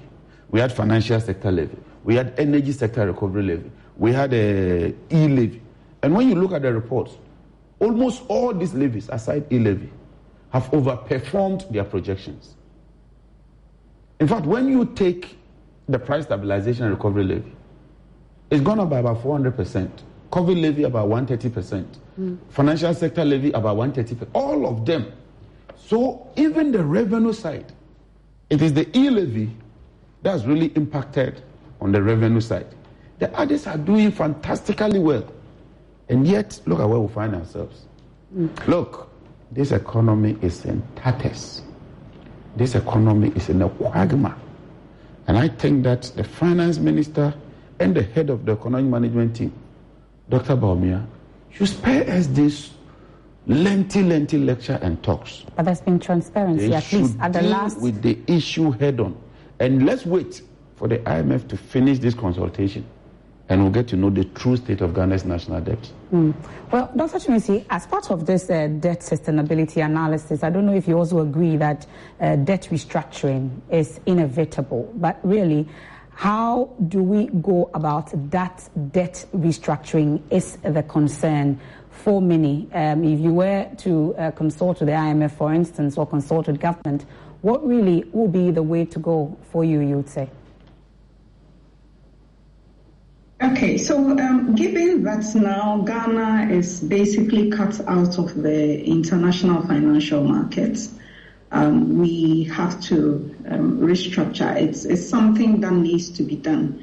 And when you look at the sustainability requirements for IMF program, you see that for you to be able to qualify for any fund assistance, you have to prove that you are on a path to be able to sustain your debt. And so for me, I think that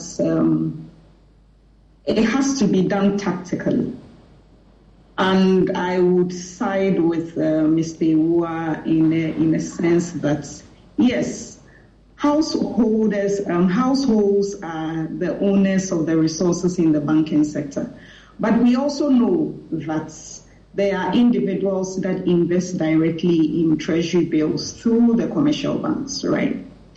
The challenge we find now is that because of the very high interest rate in Ghana, truth be told, a lot of our commercial banks and financial institutions are also too comfortable investing in government instruments, right? So now you see that the problem has been compounded in the sense that most of these institutions are heavily invested in government instruments. Some are invested in government domestic instruments, and they are also invested in government foreign instruments in the form of Euro bonds and other financial instruments that are introduced by government on the international markets. So anything that is done that hits them, now some of them will take the hit on the domestic markets, and we know that going to restructure foreign debts have very dire consequences. So if you can do it at home, you bet charity begins at home. For me, I think that there are pensions funds, there are assets managers manager institutions that are also quite invested. Government can start the restructuring with those institutions in the sense that those institutions will also have liquidity that is coming in consistently. So probably there will be room on their balance sheet to maneuver. The reason why I am insisting that individuals, that is the households, must be protected in terms of those that have directly bought government instruments is that if such people lose, then it means that what is all the noise we make about Ponzi schemes? What is all the noise we make about illegitimate investment instruments in the economy? If after all, you lend to the safest borrower and you end up losing. And that also has implications in terms of the savings habits and the culture that will come afterwards. So for me, I think that the negotiation should be with the institutions in terms of, for example, extension in maturity, negotiations on interest payments and those, so that people are not significantly hit in a negative way. Well, restoring and sustaining our macroeconomic stability is key for the finance minister from what he says. But he's hoping also that by November, before he gives us our budget estimates for the year 2023, we should have reached some form of a deal with the IMF such that it will reflect in the budget. Looking at the Zambian situation, at least, we followed what happened with Zambia and how long it took. We are told we are going to be putting together a 5-member committee also as part of our debt sustainability analysis. Do you foresee that we are able to reach some form of agreement by November with the IMF such that we'll see it reflect in our budget? Dr. Chumesi, then I'll come to you, Mr. Iwa. I think that it is looking at it from a very optimistic point of view because, I mean, we are entering October with tomorrow, and indeed... We are in October, actually, today. Sorry, we are in October. Okay, so indeed, the time frame is very short, but the situation we find ourselves in, looking at the challenges on the revenue mobilization side and the fact that on the expenditure side, there is not a lot of room to maneuver in terms of debt servicing requirements and remuneration to public servants and all that.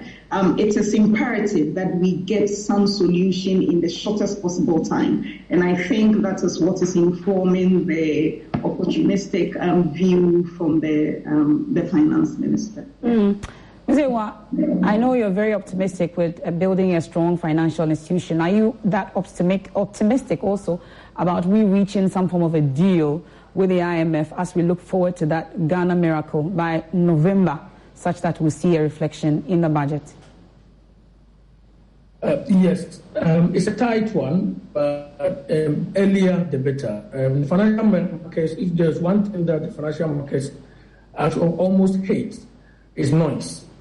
And noise, expands when the space to maneuver is elongated. So as quickly as possible, if we can come to an agreement, it will be in the interest of the country. Between now and November, we only have... Oh, no. It appears I have a cracky line there to Mr. Ewa, but I think we didn't get to tell me how hopeful you are about we reaching the deal before November. You think that is possible? You're hopeful that can happen? Well, that depends on government's cooperation. For instance, the IMF would require a lot of information. IMF would have to do some level of validation. And then government would also have to prove that it is on the path of debt sustainability, which is to say, this is your national debt, this is how you ought to be servicing them. How are you going to service that debt? Okay. That is a question that the IMF would wish to seek clarification or answers from Ghana, because the books are showing now. You talked about the Zambian situation. Unfortunately for Ghana, a lot of our debt are owed to commercial entities. A lot of Zambia's debt was due to bilateral. For instance, about 1/3 of the external debt was attributable to only China. So if you can deal with China directly and China says, yes, I agree, I can push it for you. It's a sovereign nation. It has a financial muscle. So you can deal with them. But when you are dealing with commercial entities, shareholders are interested in their profit. So it's not that straightforward with the situation in Ghana. So it would depend on government's ability to prove that we are ready to make some cuts, we are ready to raise these revenues, and show realistically, bearing in mind that in the past, when we've given all this assurance to investors, Ghana has failed. Because throughout 2021, all the assurances that has been given has not materialized. But when we meet the IMF, we want to be very, very bold, very blunt, very straightforward with the IMF. But of course, having Ghana's interest also at heart. Exactly. Thank you very much. And it's in the spirit of national interest that will be very honest, very blunt, very sincere with the IMF when we meet them. Okay. Dr. Chumesi, I don't know if we have Mr. Ewa back, because there's this key issue also about these Momo loans that I was hoping to pick his thoughts on. But do I have you? Okay, back. Super. I have you back on this. So you were telling me about your hopes about reaching that deal in November. Yeah, as I said, I'm quoting the managing director of IMF. She stated that a deal is possible before the end of the year. As for November, it's extremely optimistic, but we should all put our hands on deck. At the end of the day, it depends on how many areas of contentious points do we have to negotiate. If we are able to narrow down to as few as possible, then a deal is possible within the shortest possible time. So it all depends on what gets or is going to be discussed at the table. And I'm quite sure if we don't go with a lot of conditionalities on what IMF can touch and not touch, and we go saying that we are ready and willing, if it is about expenditure cuts, it is about programs that we have to stop doing, revenues that we have to reduce from that source, it's about debt operations that we have to handle in this way or that way. If we can come to consensus within the shortest possible time, yes, then a deal is possible before the budget is read in November. But I must say that it is extremely tight. Okay. I'll come to Dr. Chumesi, but let me wrap up with you, Mr. Ewa. We know that this week, as part of the SIM registration, I should say last week, as part of the SIM registration, we're told by the Bank of Ghana, there was a communication that came from the Bank of Ghana that those who've taken Momo loans and are abandoning their SIM cards, hopefully they will not be tracked. But we were told by the Bank of Ghana that they are on the heels of these persons. Really, is there a role that the Bankers Association are playing in all this for us to be those who have taken Momo loans and are hoping to abandon their SIM cards and not be found? Really, what's the situation? Thank you very much. The directive from the central bank or the notice is a step in the right direction. We commend the regulator for coming out with that directive. As a country, we should all take keen interest in improving the credit culture we have in this country. We should get to the level where if you are unable to pay your rent, you should not have access to a bank facility. And that is how it is done elsewhere, that your credit exposure should be such that, just like we are discussing for the country, individuals must also understand that they have a duty to pay back. That is your number one obligation. If you owe anybody, whatever money you get, your debt should be your number one. So to the extent that one day I was out of the house and the people at home called me, the lights have gone out because the credit is finished. I said, let me send you something on your mobile. And they said, oh, don't send to this number. Please, I'm going to give you a different number so you send to the boy in the house. And clearly, he had borrowed on that, and he feared that if I transferred to that account, it would be consumed by the debt on that. So who should pay? Who should pay for that debt? We should have that responsibility as a people, that the culture we create is what creates the space for more credit creation. If people take the loans and they don't pay back, who will bring the funds to give the next loan? So we commend Central Bank for bringing this. As an industry, we also have a payment platform. We have the Ghana Pay, and we do not want a situation where people take facilities of Ghana Pay and decide that we are going to change our SIM and will not have to pay back that debt. We all, from the security man or the professor, we must know that we have a duty to perform on our facilities. Just like as a country we are struggling, we should not let it translate into individuals and households also behaving in the manner as though we take facilities and we don't want to pay back. Okay. And that is why, as an industry, we also support this SIM card registration. If we get to the level where we can pin people to this ID, and if you borrow on, say, Ghana Pay, and you dish your SIM card and you go for Vodafone, and it's the same ID, Vodafone would know that you are defaulted elsewhere, and therefore you're not a credible customer. We will not give you the facility. Okay. We have to get to that point, and that is where I think the Ghana card registration will take us to. Okay. Well, so we know, just in wrapping up the discussion about the IMF talks, we are entering the next lap, which is the next 5 days with the IMF team, World Bank team. So 7 pillars that were put out: debt sustainability analysis, the fiscal consolidation, strengthening our monetary and exchange rate policy. We know we are building strong financial institution, microcritical structural reforms, also maintaining peace and security, and economic growth. I'll give a final word to Dr. Twumasi. So these are the strong pillars, the pillars that the finance minister put out that we are dealing with. Your final thoughts, and then we can wrap up on the IMF talks, then we can get into the next discussion on Newsfile. Dr. Twumasi, for obvious reasons, I give you the final words. Thank you, Omefa. I think that when you look at all the 7 itemized indicators, you see that they are rightfully interlinked. Debt sustainability is critical for macroeconomic stability, and that means that we need to consolidate the fiscal space. Indeed, I must say that we are in this critical times because over the period, when you observe the pattern of monetary policy and fiscal policy, you don't seem to, or the market doesn't seem to appreciate that a lot is being done on the fiscal side. So monetary policy consistently has been tightening the space because of the fact that inflation is increasing.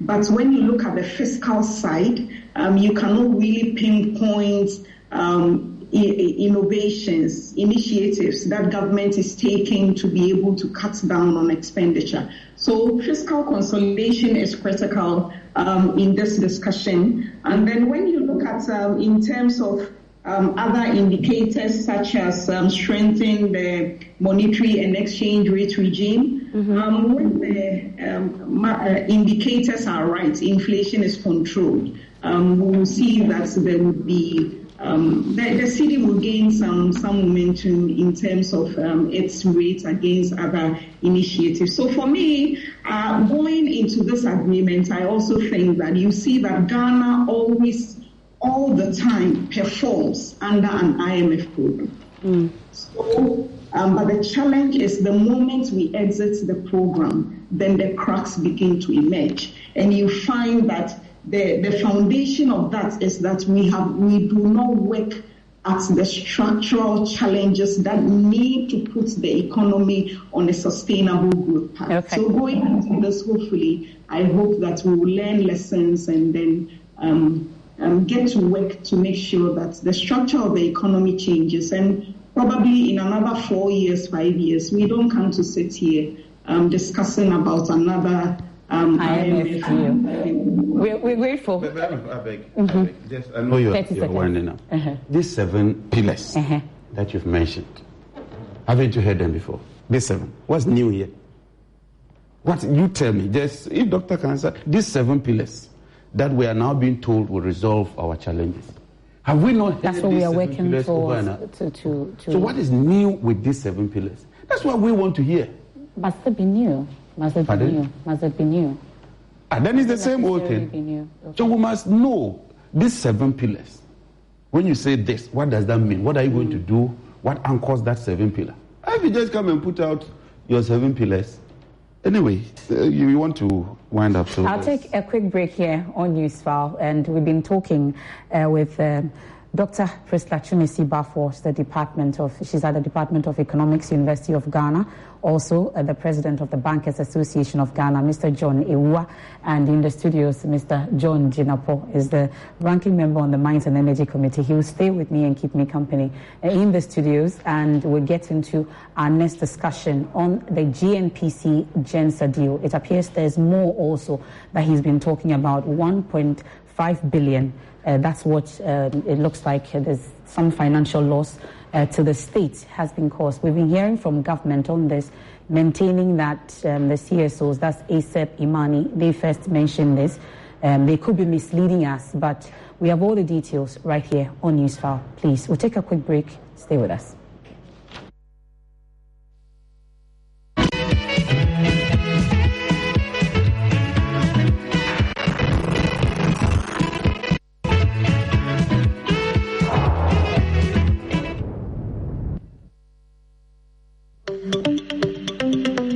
Good business means seeing the possibilities and maximizing opportunities. Making sure you have a responsive support system. Backs your business goals. A partner that gives you a stable platform with reliable connectivity and seamless solutions, and better understands the tools required to take you to the next level. With so many moving parts in running a business, we do our best to provide you with some stability.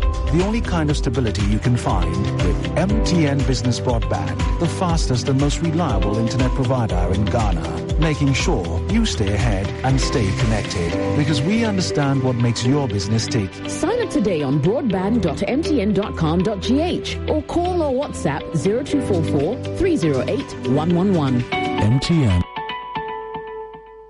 My name is William Kofi Nti, the CEO of AdPharma Limited. We are an organization that is always seeking innovative solutions to make our operations easy. So when our insurance agent recommended Pukua Chat to insure from Star Assurance, we did not hesitate to try it. I can tell you the process was seamless and 100% visual with no human intervention. You simply save number 0242426160 and start your chat with Pukua. For decades, we have helped businesses connect with their trade partners all over the globe. From Ghana to Burkina Faso, Côte d'Ivoire, Benin, Togo, Senegal, China, Morocco, France, Netherlands, and many other countries. We have made it possible to bring Ghana to the world. We have brought small and medium businesses closer to their customers across the regions in Ghana with our SME support facilities. We have brought relief and smiles to the faces of families with our employee personal loans. With our cutting-edge technology and digital support, we take the burden of complex thinking off you, making life simple.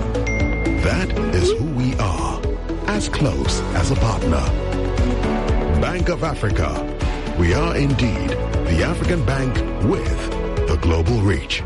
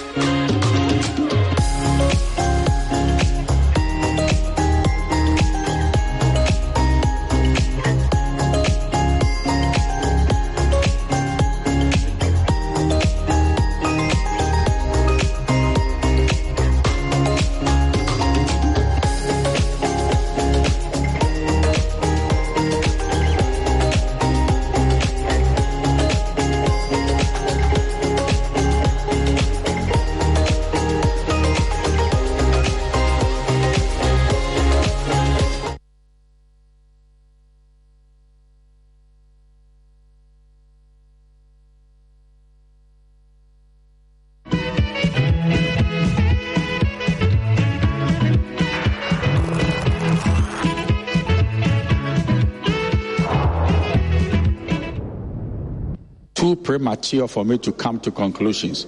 The only thing which is a sore point for me is that I was thinking that before Imani and ASEP will put out into the public domain matters of this consequence, they should have made those matters referable to GNPC. This is what we found. What are your comments? And they do incorporate their side of the story into the report. They didn't do that. So for me, it is too adversarial for comfort. The agreement between GNPC and GENSA, which is the subject of public interest, I think that it is important we understand it. Some of the headlines you read are not factual, and they do not help. When you have done analysis, so-called independent analysis, you need to put it against the facts. And the only way you can get the facts is to talk to the institutions that are involved.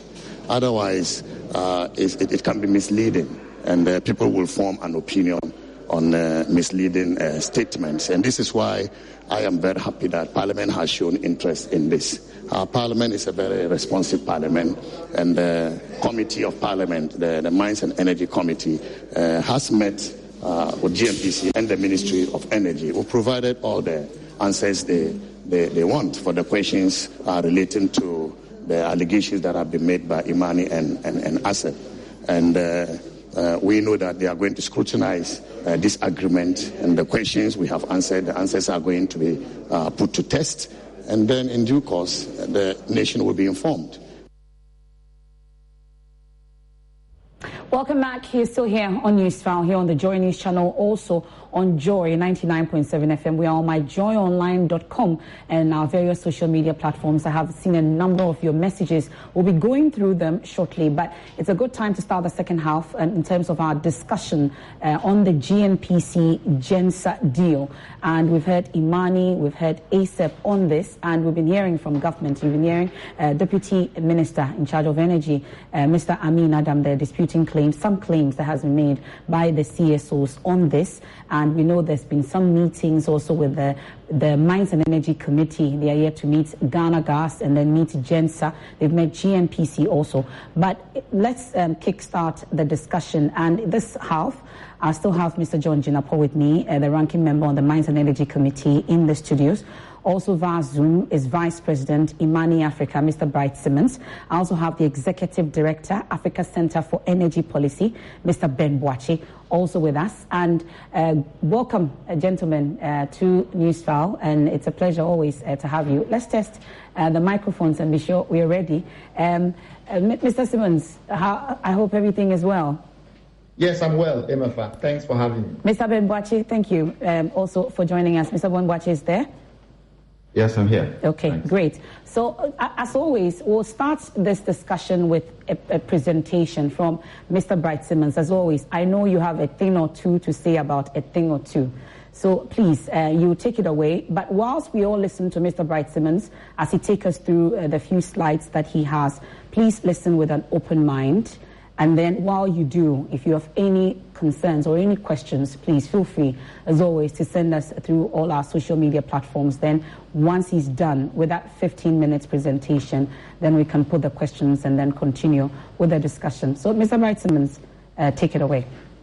Thank you very much, Emepa, for giving ASEP and Imani the opportunity to lay out these issues for that understanding of your audience. So if they will bear with me, I'm going to proceed to try and give us a little bit of context, then I'll delve into this issue of why we think this agreement between GNPC and GENSA will cost Ghana $1.5 billion, and why we think that the agreement is unconscionable, and what is the larger context within which these discussions are having.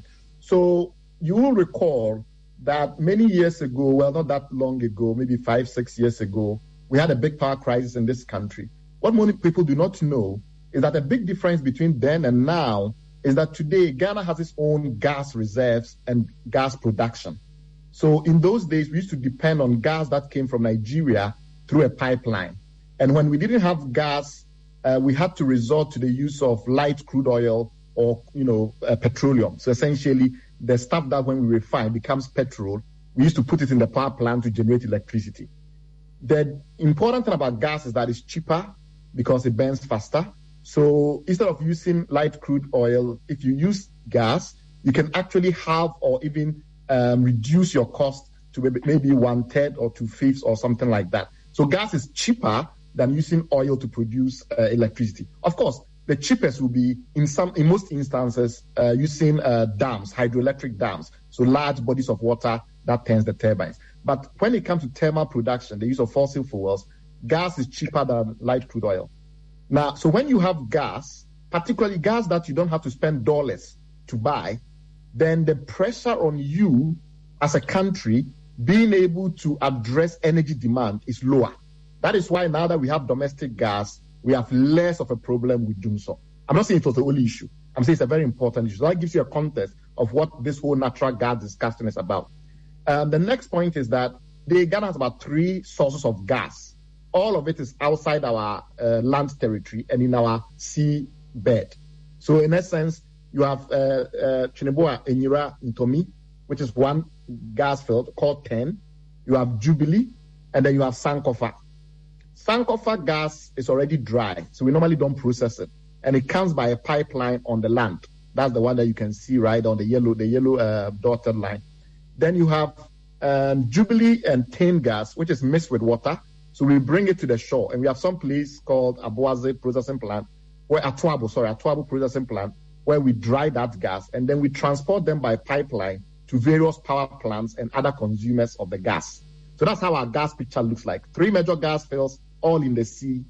One source of gas has very little water, so we can use the gas almost as is, and another gas is filled with a bit of water. It comes mixed up with the oil, so we have to dry it.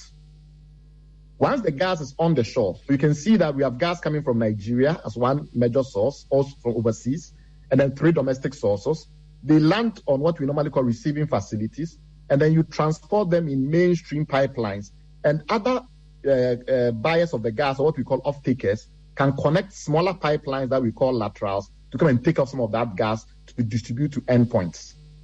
A lot of this infrastructure is owned by Ghana Gas. A lot of the pipelines you are looking at is owned by Ghana Gas. It spent about $1.6 billion of Ghana's money, government money, some of it raised through loans and equity and things like that, to construct all these pipelines to get the gas from the sea, send them to power plants around the country. And then we now have some buyers who are beginning to build their own pipelines to connect to the main trunk pipelines so they can take some of the gas to their own facilities. In an institutional environment which is functioning properly, there shouldn't be overlaps and turf wars among the key parties. It should be very straightforward. GNPC owns some of the gas because Ghana, by virtue of the fact that this is in our territorial waters, have an automatic share in the gas. So we get a percentage of the gas that's ours. On top of that, we also negotiated with the producers of the gas that as for gas, unlike oil, we needed almost all of it at no cost. But that is a completely separate discussion. When the gas has been collected, GNPC also buys some of the gas, particularly in the area of Sankofa, and very soon all of the other fields. And it becomes, therefore, the national aggregator. It buys, it's the commercially responsible party for the gas that is produced offshore. GNPC, as I already mentioned to you, owns the pipeline infrastructure, and therefore it's more or less the distribution utility. We want BOST to do that, but BOST doesn't have enough money. So BOST is not playing that role effectively. So GNGC continues to be the main distribution utility in Ghana. And when the gas, so basically GNPC gets some of the gas for free, buys some of it, passes it on to GNGC, and then it's supposed to go to the power plants to use to produce electricity in Ghana. Along the way, you have regulators who are supposed to be watching every level of it. So at the production point, that is essentially where the gas is being produced. You have the Petroleum Commission, that is the main regulator. Then you get down to, to the downstream where the gas is actually now being transformed into power. And there are 2 main regulators there. One of them is concerned about how you use the gas. So the power plants, the pipelines, all that infrastructure that allows you to utilize the gas. The other is concerned more about the economic implications. So the pricing or the customer service, the quality of service. PURC is the one that's concerned about the economic factors, and then the technical factors are in the purview of the Energy Commission. This was a very broad context to give you an understanding of what we are talking about when we say natural gas, etc. The other important part is that this company called Gensa that we're going to introduce, it's one of the thermal power producers. I've already mentioned that we have some producers who use hydroelectric dams, Akosombo. They are not a thermal producer, power producer. We have some that use solar and other things like that. So these guys, there are about 15 major companies in Ghana that uses fossil fuels like crude oil or gas to produce power. Today, almost everyone uses natural gas. This thing that we are talking about, this commodity that we are discussing on this show. Only AXA still uses HFO, but even AXA is building a pipeline so it can start to use gas. Of these, there are two companies that are interesting. You see them at the bottom. One is called Gensa, the other is called Trojan. Unlike most of the other producers, where when the power has been produced, they send it into the national grid, discharge it to Gridco, and then Gridco sends it to all of us. These particular players, they tend to put their power plants close to the customers, and the customers tend to be large customers. We call them embedded generation companies. So this Gensa company that we've been complaining about, ASAP and Imani have been complaining about, is one of the two main embedded generation companies in Ghana. Here is the issue that we are complaining about. We are arguing that the cost, or rather the price of the gas that has been made to or offered to Gensa is atrocious. So in 2020, Gensa signed an agreement with GNPC, and in 2021, July, it amended that contract. In the first agreement, it was told, or rather it was offered the opportunity to buy gas from GNPC at $2.79 per unit. Don't let the numbers and those things confuse you. It's pretty simple. Think of $2.79 as, just $2.8, So every unit of gas, let's think of the gas almost like a barrel that you put in the gas. Every one of those units costs $2.79. Then in 2021 July, as I said, they renegotiated to reduce the price if Gensa builds some pipelines that will enable distribution of the gas to some customers at yet unspecified. And they said if they did that, then the cost of the gas, or the price of the gas to Gensa, will go down to $1.72. That is the most important thing for the viewers to keep in mind. These prices of gas that, Gensa is buying the gas at, $2.79 or $1.72. In order to put those numbers into context, this $2.79 or whatever, you can look at, okay, how do other producers of electricity who use gas in Ghana, how are they buying their gas? So the biggest producer of power in Ghana, as you know, is VRA. We've all known VRA for years. VRA buys gas at the price that the regulator in the economic segment that I mentioned to you earlier, PRC, sets it. So for most of the period that this contract between Gensa and GNPC has been operational, VRA has been buying gas for around $6.08. So bear that number in mind because it's very important. And then how much is the cost of gas reflected in the cost of power eventually? Almost 60%. So when you look at the numbers, almost 60% of the cost of the power that we are receiving is the cost of gas. That means that when you set the price of gas, you affect the cost of power very dramatically. And that's a hugely important economic fact to bear in mind. The other point to also notice is, as I try to describe the infrastructure, the institutional framework to you, I showed you the roles of each of the parties. Ghana National Petroleum Corporation, GNPC, is responsible for procuring the gas. GNGC is more responsible for distributing the gas, but it's also a wholesaler and on-seller. And even though GNPC sells directly to the power plants, traditionally GNGC was supposed to be a major wholesaler in between. And it buys gas from GNPC, and it's a state-owned company. And the price at which it buys gas, if you look at the volume and the value and you divide, you see that the price at which it buys gas from GNPC is about $5.4 because it's a major wholesaler, right? Buying in the middle. And that's also an important point to keep in mind. Keep in mind that even though I'm talking a lot of numbers, these are very simple numbers to bear in mind. We have a private company that has cut a deal to buy gas at about $2.79. We have state parties that are buying gas to on-sell or to use for production of power that are buying it at $6.08 or $5.4. GNPC's own calculations when he went to PRC to try and convince PRC to increase how much it's able to charge industry players was that it costed around $7.9 in 2022 for each unit of gas. So that's an important point. The regulator looked at all those numbers and decided that as far as it was concerned, the fair price for gas in Ghana, if you want to buy gas, should be $5.9. So you want to buy gas and use it to produce power in your power plant, it's very simple. Go and buy the gas at $5.9, but that'll be a reasonable price. Remember that that's still lower than what GNPC thinks should be a fair price for other or the most, its largest base of customers. Why is GNPC doing this? So what is the argument? And remember that, as you pointed out, there's been a parliamentary inquiry, and so we've heard the arguments that GNPC has made. And we've also seen the letters that GNPC has written to the Energy Ministry justifying all of this discrepancy. And it's a massive discrepancy. We are talking about gas that, state-owned companies are buying, being discounted by almost 70% for a private owner, a private operator, power plant operator, who produce much less. And normally, if you buy more, you get better discounts. So why is someone producing very little of our power getting so much discount? This is what they say. They said that, well, this is somehow a very major enabler of our industrialization. So it deserves something called the industrial development tariff, as opposed to the normal price, because it's helping us to industrialize as a country. That argument was made to the Energy Commission, which, remember, is the one that determines how gas is used. They have expertise in the systems that produces power, so the power plants, the pipelines, etc. And Energy Commission listened carefully to these arguments and concluded that they didn't see anything unique about GENSA, for which reason it should get charged for gas at any price lower than the average one that the PURC have announced, what is often called the weighted average cost of the commodity or of gas, so WACOG. So that average price that the regulator said is about $6.08 at the time that we are having these discussions. And before that, it was even higher. Don't also forget that GENSA had already agreed with Ghana Gas to buy gas at $7.29 if it doesn't get this concession, or $6.5 if it gets this concession.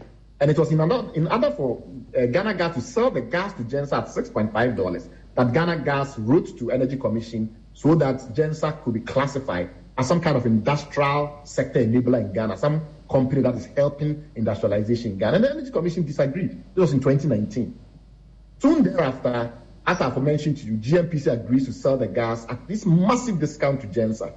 Now, is it true that GENSA really is enabling Ghana's industrialization? You can simply look at what it uses the gas to achieve. When it produces the power, where does it go to? Is it going to factories that are doing manufacturing, or to logistics hubs, or free trade, free zones, export processing zones? No. The gas that GENSA gets, it uses to produce power that it sells to mines, mostly gold mines. These are rich companies, and they are important companies, but they are not in the industrialization strata or spectrum of our development. They are in what we call primary extractives. They are the kind of producers that we are trying to convince to do more refining here. So if the power was being sent to refineries, gold refineries, bauxite refineries, and the rest of it, then you could make an argument that this is a company that is aiding industrialization. That is not the case. It's sending almost all the power to mines. These are its customers, its list of customers. 14 major customers, all of them mining companies, almost all of them gold mining companies. These are rich companies. Should we be undercutting other producers of gas and discounting the price of gas massively so a private company can sell gas to rich gold mines when we already complain that we don't make enough from gold in Ghana? The other argument that they've made is that, GENSA, unlike some other buyers of the gas, deserves a special treatment because it's built its own pipelines, whereas the others rely on national or public or state-owned pipelines. But that's also not really true, because we have companies in this country who are also building pipelines to collect some of the gas to power their plants. Like AXA is building a pipeline, Trojan is building a pipeline, Early Power is building a pipeline. These have gone through the regulatory process of getting Energy Commission approval to build pipelines. So there's nothing unique about GENSA building pipelines. Secondly, even if it's true that the pipeline issue was that important, the fact of the matter is that we have ways we price the contribution of pipelines to the overall cost build-up. And that amount is an example of that would be how Ghana Gas compares the cost of gathering gas, the cost of processing the gas, and the cost of transmitting the gas through pipelines. So when we look at that, we get an idea of what will be a reasonable discount if, because you are using your own pipeline, we want to give you a rebate. That's less than $1. So even if you didn't want to charge them the $6.08 because they're having their own pipeline, wanted to discount it, you shouldn't discount it below $5, right? So to take it all the way down to $2.79, and then to say that if they build more pipelines, you take it down to $1.72, doesn't make any sense. The GNPC argues that they will use some of the gas lines of GENSA for free. And they've used that as a very major argument consistently. But that's not true, because in the agreement that they signed in July 2021, they clearly say that they will charge something they are calling the gas compression charge. So it's not for free. They will charge GNPC for using those gas lines. At the end of the day, though, the important point is that it's not as if Gensa has built its own pipeline into the sea and is collecting the gas into its power plant and wants that cost to be offset. A lot of the gas comes from offshore in public-owned or state-funded pipelines. And then even the main trunk of pipelines are still state-funded. So the little or the short distance that Gensa may collect the gas and travel over does not warrant these massive discounts. The other argument that have been made is that Gensa actually pays its debt on time, and we are struggling to collect our money from the likes of VRE and others, obviously because of the under recoveries we have in the power sector. But those arguments are also not true because Gensa actually does not pay its bills on time. We have evidence, as I've shown you, that Gensa is owing and has been owing GNPC for quite a while. So in 2021, at the end of 2021, payment outstanding to GNPC was about $4.6 million. This is money that Gensa had not paid at the end of the year. So they are getting the gas at a massively discounted price, and they are still owing. On top of that, we also know that it had issues with Vitol, and therefore they went to court, and then the court had to issue an order against them for damages. And so it's not a customer that you can say based on their track record, they pay so well, and for that reason you discount. But it's actually worse than everything I've said. It's worse because when we actually look at the data, so you look at this as GNPC accounting data, you find out that they are not even paying what they claim they are paying.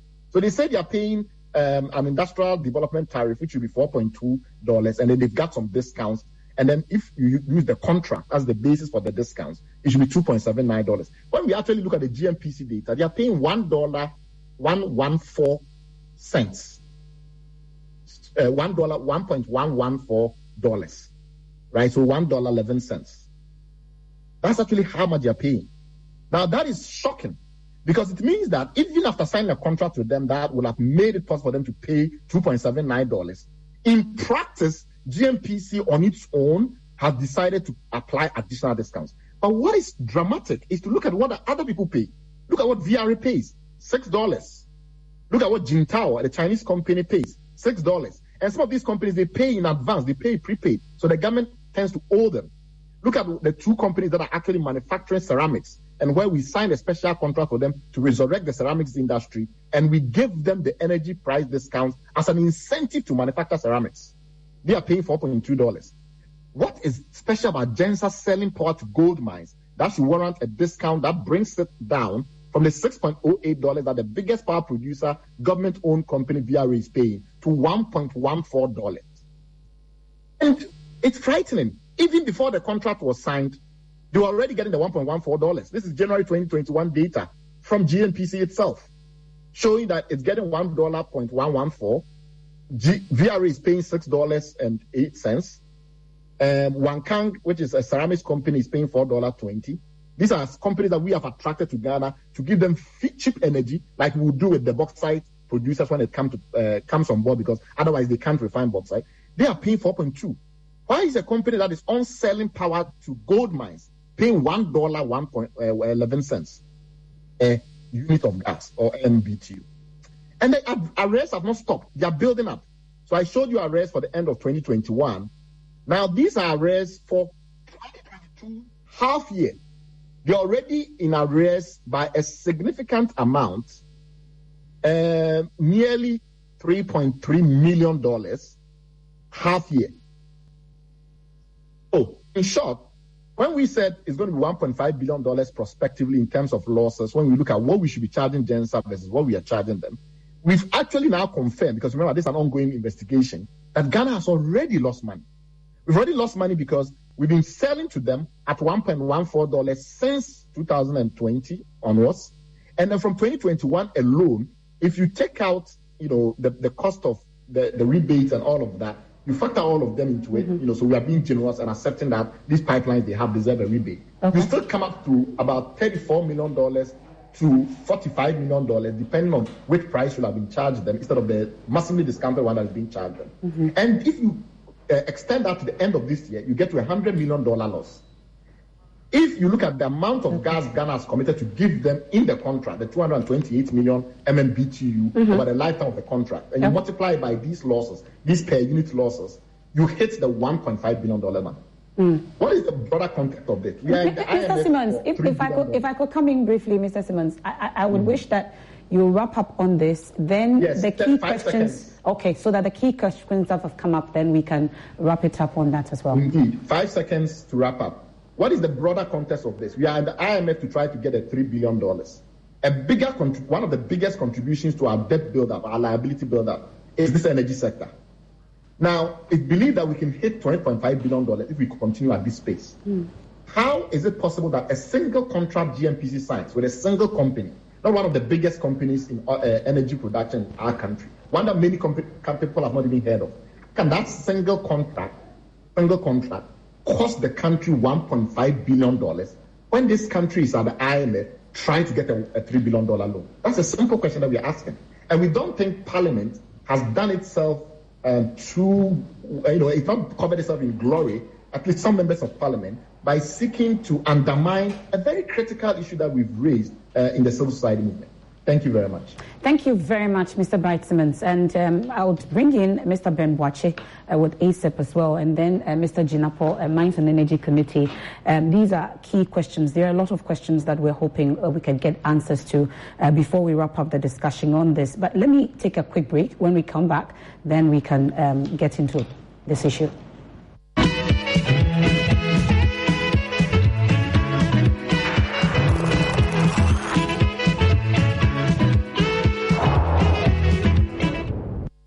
What does money mean to you? It means convenience.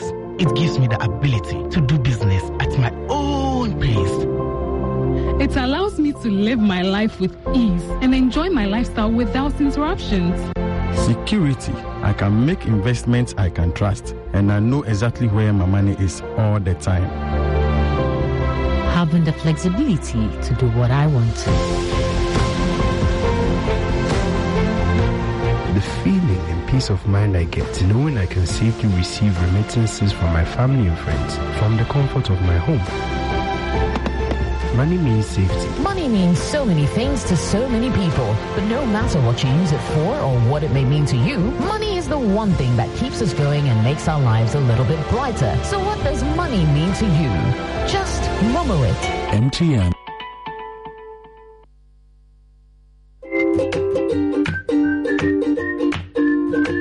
Is your vision getting foggy, misty, or cloudy? Are you having difficulty driving at night sometimes? These may all be signs that you are developing cataracts. Most cataracts happen because we are aging. The treatment for cataract is always through surgery. And now you can have a modern phaco surgery done in Ghana. Do this. Simply visit the St. Thomas Eye Hospital and get a phaco and other laser treatments done.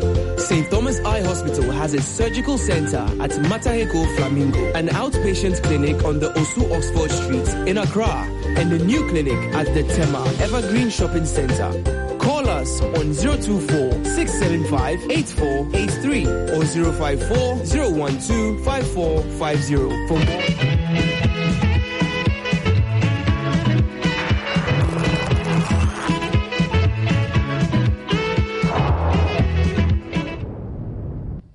Welcome back and thanks for staying with us. So $1.5 billion, this GENSA deal, and we've been hearing from government on this. Amin Adam says the CSOs are misleading us on this. This financial loss to the state that we talk about could not really be the situation, but we fell short of giving us details actually on why the CSOs could be wrong. But let me bring in Mr. Ben Boakye, Executive Director of ASEP. I know these are questions I should be posing to government, but Mr. Jinapor is also here. Maybe they found out from GNPC and government, they got the right answers. But Mr. Boakye, really, does it make business sense to sell gas at a little over $2 when the industry average is more than $6 from the presentation that we've just seen? Why is GENSA getting such windfall? Why is it happening? Yes, MFA, thank you. But as we keep, uncovering, and as Bright indicated, the actual price that they are paying is $1.1, right? So it means that by the time we're even done, we could be giving the gas for free. And I'll demonstrate that briefly, that we are essentially giving the gas to GENSA for free.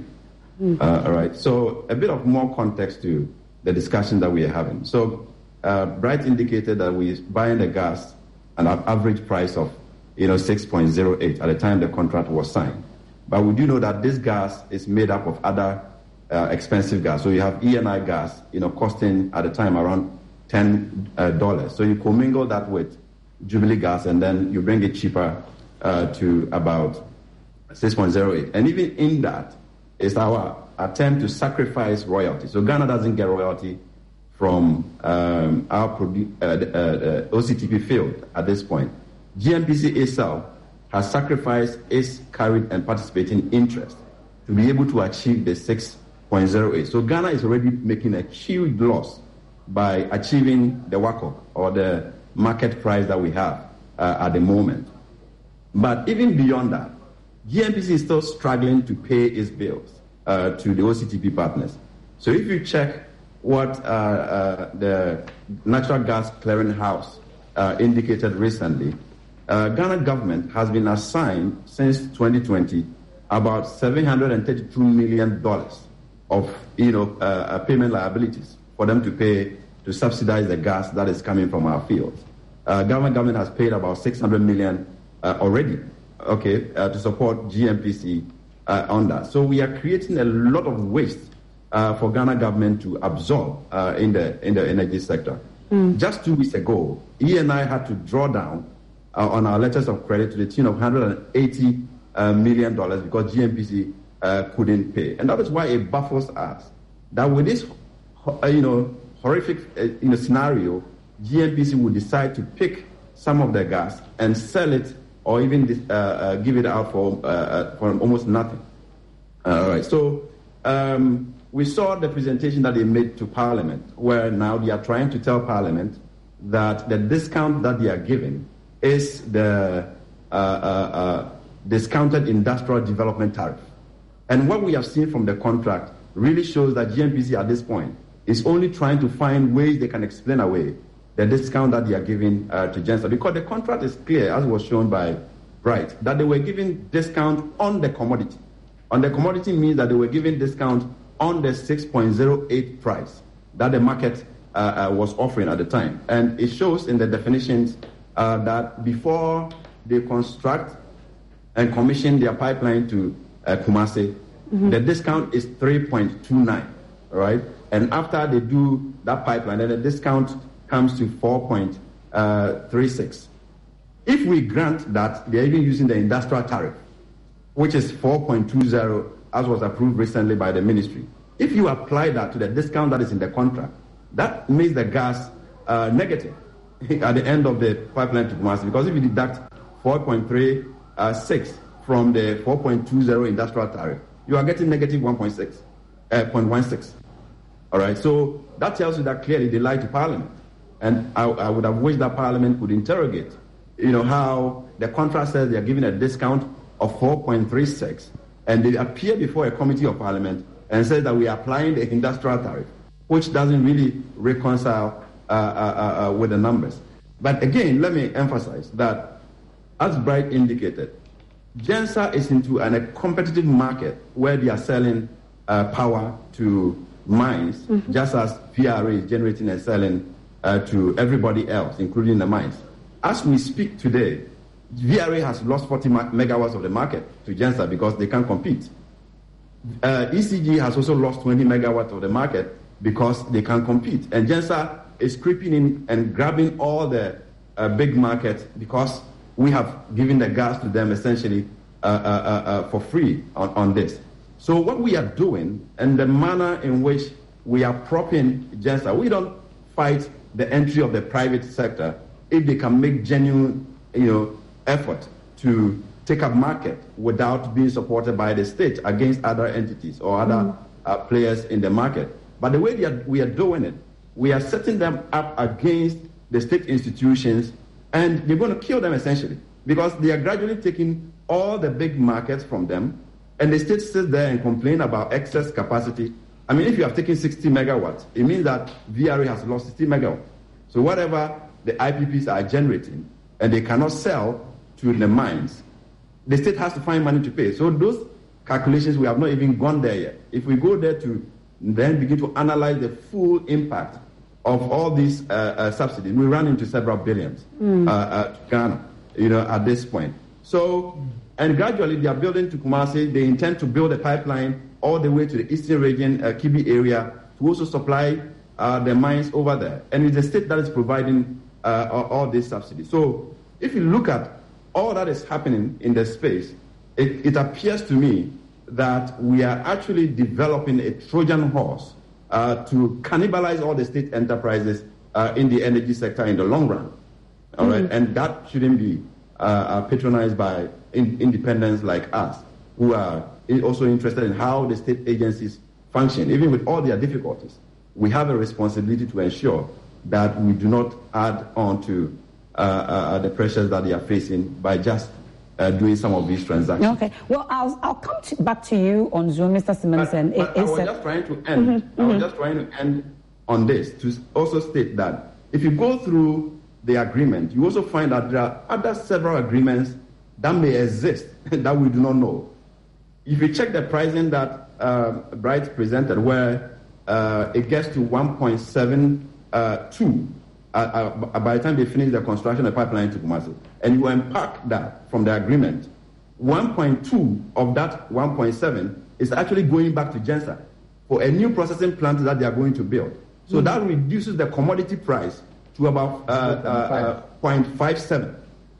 All right? And that 0.57, we don't know how much Jubilee is selling the gas to GNPC.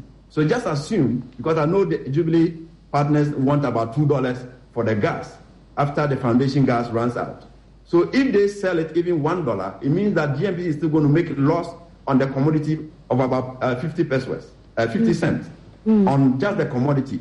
And then Gensa processes it for free and gets the gas for free, and then we discount that. So by the time we finish unpacking this, the cost will be horrendous for us to appreciate. Okay. Well, Mr. Jinapor, the closest to a GNPC response that we have so far is from your committee. You got to meet GNPC on this because it doesn't make sense at this point. We're trying to understand how VRA and ECG will be inched out to a private company, for instance. What exactly is the reason for this particular sweetheart deal from GNPC to Gensa?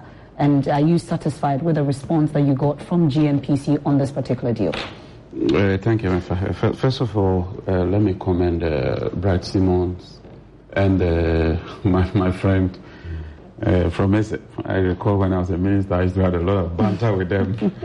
Today, I'm on the other side, and I'm appreciating some of the work they do. When you're in government, sometimes you do not appreciate the work of the civil society organizations. That's why democracy is good. You step out of government, you observe, it gives you some thinking.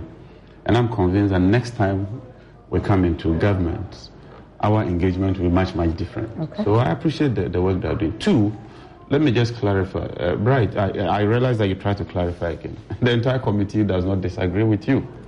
The fact that a member of the committee has stated something is not a true reflection of the position of the entire committee.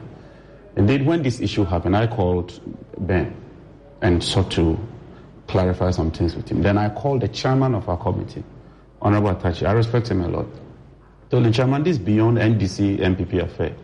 Can we deal with it as a committee, as a fact-finding mission, and come to the conclusion? The chairman agreed. So the first point of call was to invite GNPC. GNPC appeared before us. Bright and Co have spoken a lot, so I'll try not to go into the technicalities. Our gas, when you take the raw gas, you have to process it. Even the 10 fields, even though like Bright said, is much lighter, you do a little bit of processing. When you process, then you give it to more of the power producers. So PURC has to ensure that when the gas lands, the price that you pay for is able to pay all those in the back chain. And there are three main elements to the price. The raw gas, the cost of processing the gas, and transportation. These three is what principally determines, even though there are some regulatory levies. Now we have three fields. Each field has a different price. So what you have to do is what you call the weighted average, like you do in finance, WACC. So this is called WACC, weighted average cost of gas. MFS gas is 10 cedi, mine is 15, another person is 20. But based on the weights, you bring all together and get a tariff or price that if all of us pay this amount, we can pay everybody. That is the 6.08 PURC says should be the minimum. So why is Gensa paying 1.1? When you tell somebody to pay something lower, it means that there will be a shortfall. So government then has to step in and pay that shortfall. So the questions are two. Is it true that there's a discount? That is one. Secondly, why do you give a discount to that company? Ghana can decide I want to give a discount to the ceramics because I want to reduce importation of tiles. It's a strategic economic decision, not a finance decision. The economics go beyond finance. So the first question was, why was Gensa given the industrial tariff? That's what as a committee we want to deal with. And there's evidence that the economic management team directed Mr. Peter Mewu to write to Ghana Gas to give Gensa the industrial tariff, which is much lower than the PURC regulated tariff. That has been established. I mean, Gensa is a private company. I'm not after Gensa. And if they get some good discounts, they want it. But GNPC and government must tell us what is so special that you would give that discount. First of all, you put them within the industrial tariff. We've seen some companies being put in industrial tariff. So why would you put this particular company within the industrial tariff bracket, which brings their cost low? Then I ask GNPC, you buy gas from the fields. If you put it together, this tariff you are giving to Gensa, will you be able to pay the partners? And if you are not able to pay, who pays for the difference? For me, that is critical.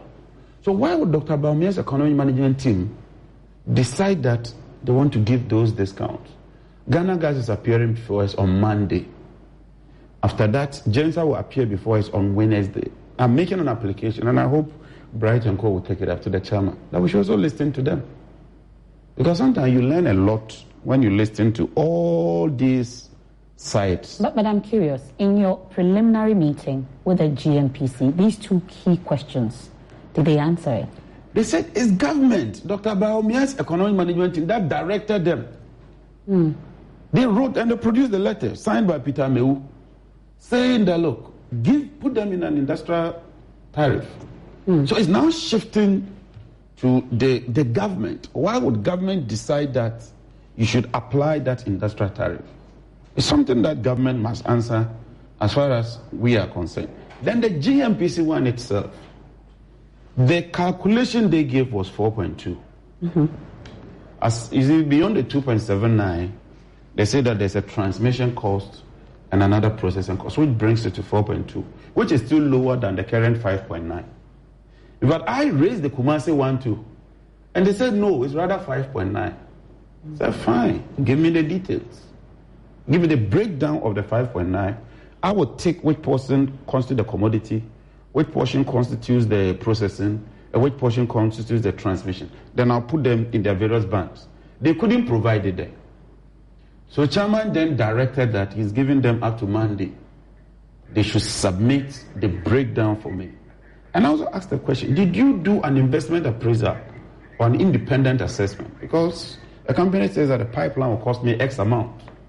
What I would normally do is to do an investment appraisal to determine whether it actually beats that cost. They said they did something. I said, I want that evidence. They couldn't provide it there. Chairman ruled that should be provided on Monday. Okay. Then I said, did you go to PPA for approval? Because in signing contracts in Ghana, a covered entity under the Public Financial Management Act 921, if it's a foreign entity, you come to Parliament. If it's a domestic entity, you go to PPA. They said they will find that letter. Chairman ruled that that should be provided on Monday. And then I raised another issue about the receipts. Because under the PRMA, that is the Petroleum Revenue Management Act, Act 815, Section 3. When GNPC takes this raw money, and the act is clear that all revenues accruing from the state's interest, the first point is to lodge the money in the Petroleum Holding Fund before you even transfer as equity contribution. That's, as far as I'm concerned, they couldn't satisfy that. Chairman has ruled that on Monday, all this should be supplied.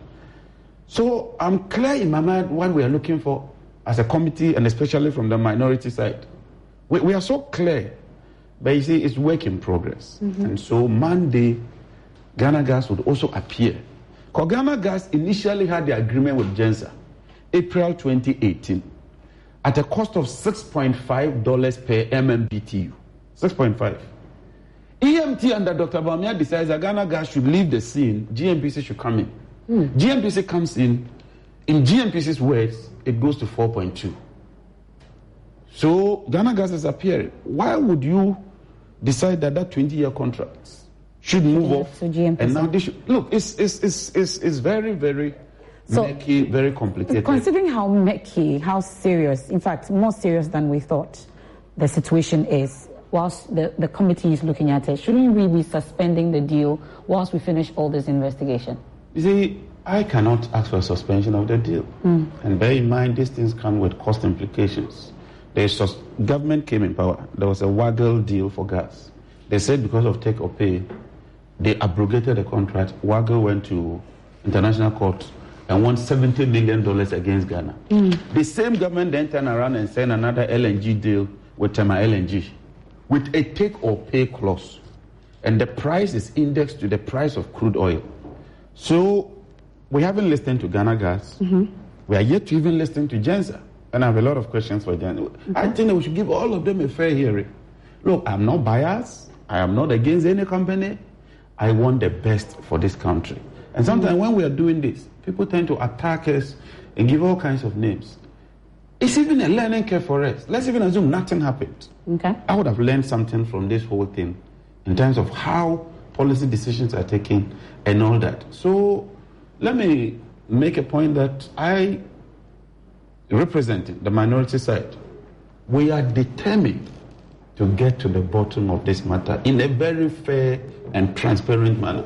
And we have our issues. We're clear in our minds the issues that we want to deal with. When we get all this information, we would sit down and do the analysis. Not even just from the financial point, but like Ben is saying, if you sell to VRA at 6 and you sell to this person at 4, the cost differential, who bears it? If VRA loses the mines because they are buying at 6 and company B is buying at 4 and they are more competitive than VRA, there's another cost element to all of those issues. And so we would deal with all these issues, bearing in mind that even the foundation gas is finishing this year.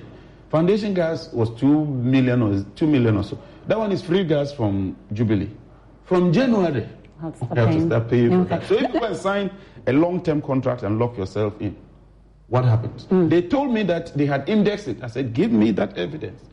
So we would get all that, and that's how Parliament works. It appears you have like 6 documents you're expecting from GNPC on Monday on this. Mr. Simmons, let me bring you in on this. There are some who also say that could it also be that maybe GNPC and by extension government is just seeking to provide cheap energy to these mining companies through GENSA? Well, that's the point. So if you want to provide cheap energy to the mines, what about cheap energy to the hospitals? What about cheap energy to the factories? What about cheap energy to you, MFA, at Multimedia, your station? What would be the basis on which rich gold mines, in a period where gold prices are going through the roof and they are making significant amount of profits, what would be the national interest basis to single out mines and give them cheap energy? And make it contingent on buying only through one supplier. Because remember, there is nothing that says that if you are selling to mines, then this is the tariff. So therefore, everybody who can prove that they are selling to mines get a discount. For the mines to get this so-called discount, they must buy through a specific supplier, GENSA, right? So this is a sweetheart deal any way you look at it.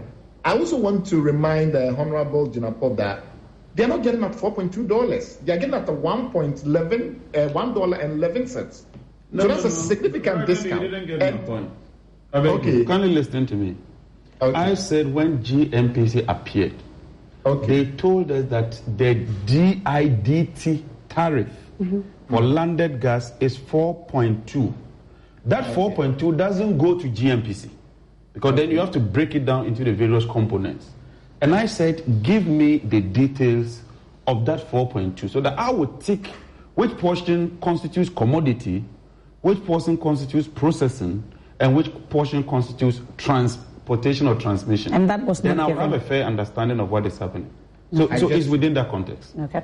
Very good. We just want to update the public that when you break down the accounting data, it's not as if they are paying to GNGC some other amount, which then, when you complement it with GNPC, you get to even a reasonable number.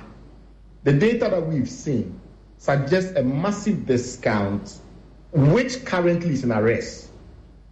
So not only are they not, paying the full price for the gas compared to what others are getting, because if you remember the chart that I showed you, and I think this is so important that perhaps I need to show you again so it's kind of seared in your memory. But when you look at that specific price point that I showed you, you will see that we had comparative numbers, right? And those comparative numbers gives you an idea of how the other producers are being discriminated against. So this particular slide, sorry about that. Okay. This particular slide, you see that when you compare Gensa to VRE and to Jintal and to Wanka and the rest, if this price was broken down into the segments for processing, transmission, and the rest, then the others would have been too. You see what I mean? But you see that Gensa is paying $1.1, VRE is paying $6, the two ceramic companies are paying 4.2. So this is comparative. So let's forget about anything else. All of them may be paying separately. We're just looking at the cost to what they are paying to GNPC, the cost of what they are paying to GNPC now. And we have the biggest power producer in the country, state-owned VRE, paying this amount. We have 3 companies that are industrial companies, and in areas that we are trying to incentivize, like bauxite and the rest, which are high energy consuming, but also energy employment intensive, so creates a lot of jobs. On what basis is some companies selling to mines going to justify that they need a bigger discount than VRE, which is selling to hospitals, to the poor, to all the other social factors that we have in this country, and which we need to take into account? I see no reason on earth, based on which you can justify that someone whose 14 customers are primarily gold mines deserves cheaper energy than either industrial establishments or the national public utility, who, remember, bear the social cost of having to sell energy to all of us who don't have money. You understand my point? So that's the key point. Secondly, it's not as if they are paying their debts on time. They have huge arrests, GNPC as well. So that brings into question the notion that perhaps this is a highly mobile, agile private company that is faster than VRE and the others, and because of that, some of these state-owned entities are unhappy that they are moving into their term. That would be an efficiency argument. If, for instance, it turns out that Gensa was very fast, agile, and quick, and things like that, you could make the argument that, well, maybe these old, moribund state-owned entities are unhappy that you have a company that is private and very agile moving into their turf, and that's why they are fighting back. But that's not the case. This is a company that is struggling to pay its bills to GNPC. You see what I mean? Okay. So we have really great difficulties trying to come to terms with, one, how any company that sells primarily to mines, and therefore that's nothing unique. Will be getting cheap energy. Exactly. Okay. Well, but Mr. Boakye, I don't know from what you know, but I must add that we made efforts to reach GNPC and government, for that matter, on this particular issue when it comes to the discussion here on Newsfile. Has been unsuccessful. The reason why we do not have any representative from government and GNPC to give us a further clarity on this. So we're relying on that investigation that is being done by the Mines and Energy Committee in Parliament to get some more information on this. But Mr. Boakye, since you've been both working on this, let me find out if we know of any political risk analysis that was done for this particular deal. Hearing now that the blame is being shifted to the economic management team for this particular deal to be arrived at.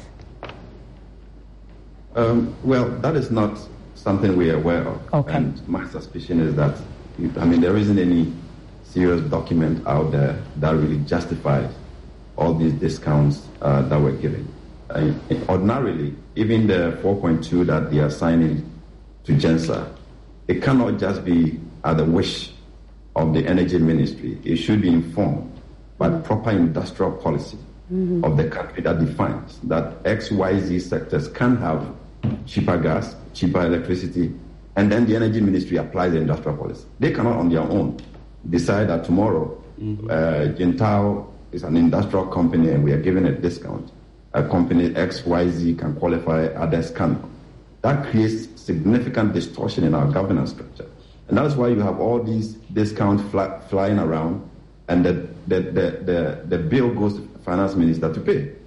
All right? Because there is no coordination to really examine the cost of the discounts that we are giving and the ultimate impact on the fiscal situation of our country. And so you still have even some ceramic companies who want the same discount. They cannot get it because it is at the will and wish of the energy minister to give that discount. So if there is no policy document that ticks the box to say, if you are producing ceramic, you qualifies, then it is really at the mercy of the minister to decide who really gets that kind of discount. And that is what we are seeing, where a directive, we are told, is coming from the EMT to segregate function between GNPC and Ghana Gas. And that directive says Ghana Gas will sell to industrial customers and GNPC will sell to power producers. All right? So if GNPC is supposed to apply that industrial tariff by selling to industrial customers, and you think that GENSA is all of a sudden an industrial business, why is GNPC taking up that role, by selling gas to GENSA and not,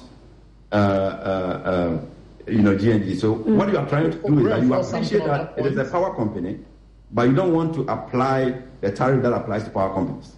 Let me reinforce a point that I forgot to make, MFA, and that is that it turns out that GENSA sells the power to the mining companies at 11 cents per kilowatt hour, and therefore it sells it at the same rate that VRA and others will sell to them. The only difference, of course, that is embedded. Even though you're buying it for cheap or getting it for cheap, they sell at the same rate as VRA? Indeed. I just got confirmation from the Chamber of Mines. So what that means, therefore, is that what we have is a pure state-enabled undercutting strategy. Somebody who has a lot of political connections is able to collect Ghana Gas at a low price based on all these funny discounts, and then go and compete with the state-owned enterprise who provides energy to the same end customers. Now I'm all the margin. Okay. Now I'm a bit curious than I was earlier. What really is special about GENSA? You both know the energy space, or all three of you know the energy space more than most of us do. Is that the practice, such that we'll have the economic management team directing GNPC, Ghana Gas, to give a particular deal to a particular company, this time a private company, unless there's a particular interest in that company? What really is special about GENSA? There's only one thing that conceivably someone acting in good faith could have looked at. And that was that it was raising a very large amount of money in the private market to build pipelines, one of which could have helped the bauxite strategy that we have as a country, because they were willing to do that. But the problem is, Ghana Gas has also raised money, and I have the asset sheet, infrastructure, a balance sheet of Ghana Gas in front of me. They've also raised money, also in the debt and equity market, to build similar pipelines, right? So it becomes difficult to, even when you want to give them the benefit of the doubt, to understand. But the general argument is that they have gone to the private market, been able to invest in pipelines, and so therefore they've taken some of the burden of the government. But this has not materialized. This bauxite strategy thing is very much in the future. Why are they getting discounts already? And they've been getting discounts even before they raised money to do this, and therefore before they were credible. Okay. Ben, you're trying to give me an answer to that as well. Then I'll come to Mr. Jinapo. Let me even shock you the more. You see, the agreement that we have, which discounts the gas, there are two phases. The first phase was to account for their investment from Pristia to Ninahini and the lateral lines that they have within that enclave. So that is what GNPC was pricing at 2.79. The same infrastructure, Ghana Gas was pricing it at WACO. So if you check invoices that GENSA itself produced for the purchase of gas from Ghana Gas towards the end of the transition to GNPC, they were selling at WACO, right? So what that means is that it makes economic sense for GENSA to buy it at WACO at the time. So why does GNPC all of a sudden decide that we can give a discount without any additional benefits? But you're told where the directive is coming from. You've heard where the directive is coming from. Yeah, of course. Then we have to interrogate whether the EMT really understood the raft of this conversation before they granted that kind of subsidy. Okay. But beyond directing the roles, we know that a significant component rests with GMPC itself. All right? By that instruction, we don't have even the decision of the EMT, but we do have a letter of GMPC and the ministry referencing that directive. But GMPC as a state institution is not supposed to be a stooge being directed to do anything. They have also, to they were the ones who economic wrote to the ministry trying to justify this. They wrote to the ministry. Okay. Well, so they have to produce economic justification for the entire rebate that they are getting on their gas, because they are buying the gas at 10.3 and then others for free and commingling it to achieve the market price. Let's bring in Mr. Jinapo on this. He has an intervention. I'll come back to you on this probe and whether it should be left to the Mines and Energy Committee alone. But really, you had an intervention. You see, my emphasis is on Ghana Gas, GNPC, and government. GENSA is a private entity. They are looking for business opportunities. So asking yourself, what due diligence, what are the issues that all these entities, state actors, knowing that they even interrelate with VRA and the rest, do before taking that decision? And I was talking about this letter, 21st August 2019, Industrial Development Tariff, IDT, of 6.5 MMBTU to GENSA. This was signed by Dr. Ben Asante, where the minister, after Ghana Gas makes an application to the minister, agrees that yes, give them an industrial tariff. When exactly was this letter? This 2019. 2019. Okay. Our reference industrial, we refer to the executed gas sales is here. So I'm saying that what went into that decision by the government? Why would they take that? And that is key for me. Why would you first of all even decide that you want to put them on an industrial tariff based on what everybody is saying? And I said that's one. Two is that why would state entities request of GENSA to build a 20-inch pipeline when originally GENSA itself wanted to build 12-inch? They said, we want 12-inch. We'll buy our gas and give it to our customers. Then we decided that they should rather build a 20-inch in lieu of a so-called bauxite mine that we intended building. Today, we are paying capacity charge for that pipeline when we are not utilizing it. What analysis did we do before requesting of GENSA to build a 20-inch pipeline? I was wondering they would have provided that analysis to your committee. That's why we are bringing Ghana Gas. No analysis. They couldn't. I'm sitting here, they couldn't. So these are serious issues. Is it part of the documents you're supposed to present? They are part of the 6 documents that I've requested. And when Ghana Gas comes to, we have a lot of issues. And I think that after this, we should bring all of them together at one table so that those who speak across purposes. Do you think we should leave all this probe of this particular issue to your committee? It is not left to the committee. Look at what Bright and Co are doing. They are conducting a lot of probe. And they are raising some new things today. I intend following. At least you have oversight, so at least. To get that. But clearly, these are serious issues. Okay. These are very serious issues. These are grave issues. And we intend, a minority side, to pursue this matter to its logical conclusion. And when we finish this, I think that the report should be made available for everybody. And I would wish that Bright Simon and his team, Ben and Co, would agree. That's if the chairman agrees. Because I make the application to the chairman, and the chairman will rule, so that they appear before us. And then we capture everything. And then we have a fair appreciation of what is happening. Okay. Well, Mr. Simmons and Ben, in wrapping up on this, I know subsequently we'll be talking more about this particular issue, but hearing what we've heard so far, at least from the Deputy Minister of Energy, we've heard from the Chairman of the Mines and Energy Committee talking about it being early days yet, amongst others. Do you see or do you think that this particular probe into this particular issue should be left to the Mines and Energy Committee, or we should be calling for an independent probe amongst others? What do you suggest? Let's start with you, Mr. Simmons. So let me make 4 quick points. One is that this is a seemingly complex and therefore boring subject, and we are therefore going to have difficulty mobilizing public interest. Therefore, we are very thankful to yourself, multimedia, to this particular program, to newspapers like the Herald and others, who, despite the lack of interest, have attempted to shed light. We are thankful to the Honourable MP in your studio for the work that he's doing at the committee level to ensure that we have a dispassionate analysis of these matters. Third point, we're also going to continue the investigation, because the more every time you uncover new evidence, it's more alarming than before.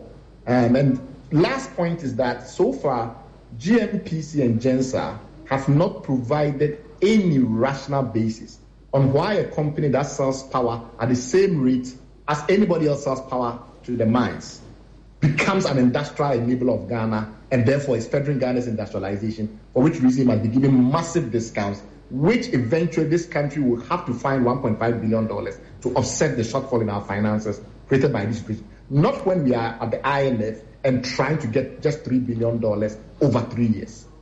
Mr.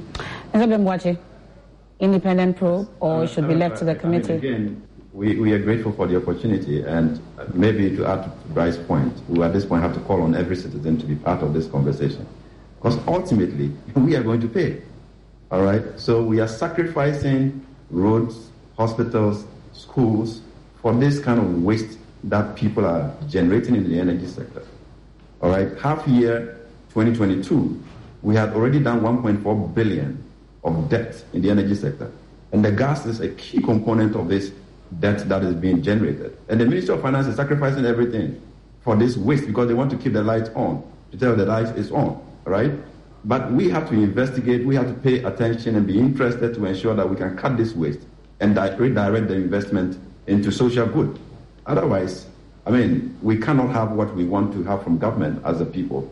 So we can't leave that only to the committee. We will perhaps have to support them with some of the information that we need. And I think I will be working with Bright on this to see if we can send specific questions that we want clarification from the state agencies on this, so that all of us can follow through to make sure that Ghana is saved from this unwarranted mess. We cannot have this hand on our neck. We have to have a competitive environment for everybody. If it's a private business, want to do genuine business, it must be able to compete fairly with state agencies. You cannot cannibalize state institutions just because somebody has access to political structures, and the state agencies can only fold their arms and watch. Okay, thank you. We are grateful for your time. I'll come to you shortly, but let me do a few messages. Mr. Bright Simmons and Ben Boachi. Mr. Bright Simmons is Vice President in Mani Africa, and then also Ben Boachi is Executive Director for ASEP. We're grateful. This is not the last we're going to hear of this issue. We'll definitely continue to track it, especially when the Mines and Energy Committee will be meeting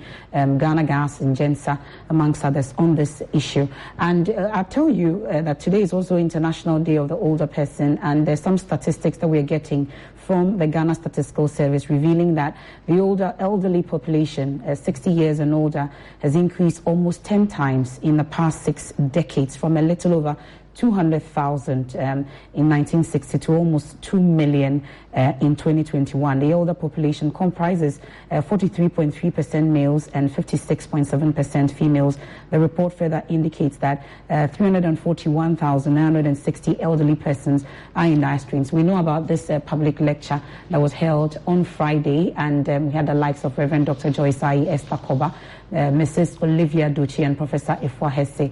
Many thanks for that. And this particular lecture will be bringing you subsequently on the Joy News channel. But some of your messages, this one from Mama says, it's fair enough if normal citizens, disgustingly referred to as ordinary Ghanaians, complain about hardship. However, any politician who wants to make capital of our hardship is an unprincipled opportunist lying in wait to come and milk us drier. Zelia is also saying, I don't understand why it appears we in the cities are more concerned about the Galamsey than the people in the mining communities, which are mostly villages. There's a disconnect in the narrative about Galamsey. Until we involve the locals in this fight, we are losing it. Little Tete says government provides insufficient info on how it is actually spending public money during the year. Roy King, and some of the messages. Many thanks for sending them in. Mr. Jinapo, time is time. Thank you. Thank you so much for joining us. He is a ranking member on the Mines and Energy Committee. That's it for today's edition of Newsfile. A speedy recovery to you, Samson Ladia Nyenene. I am Emefa Apau. We have the Midday News live on Joy. Have a good afternoon. Thank you very much for joining me.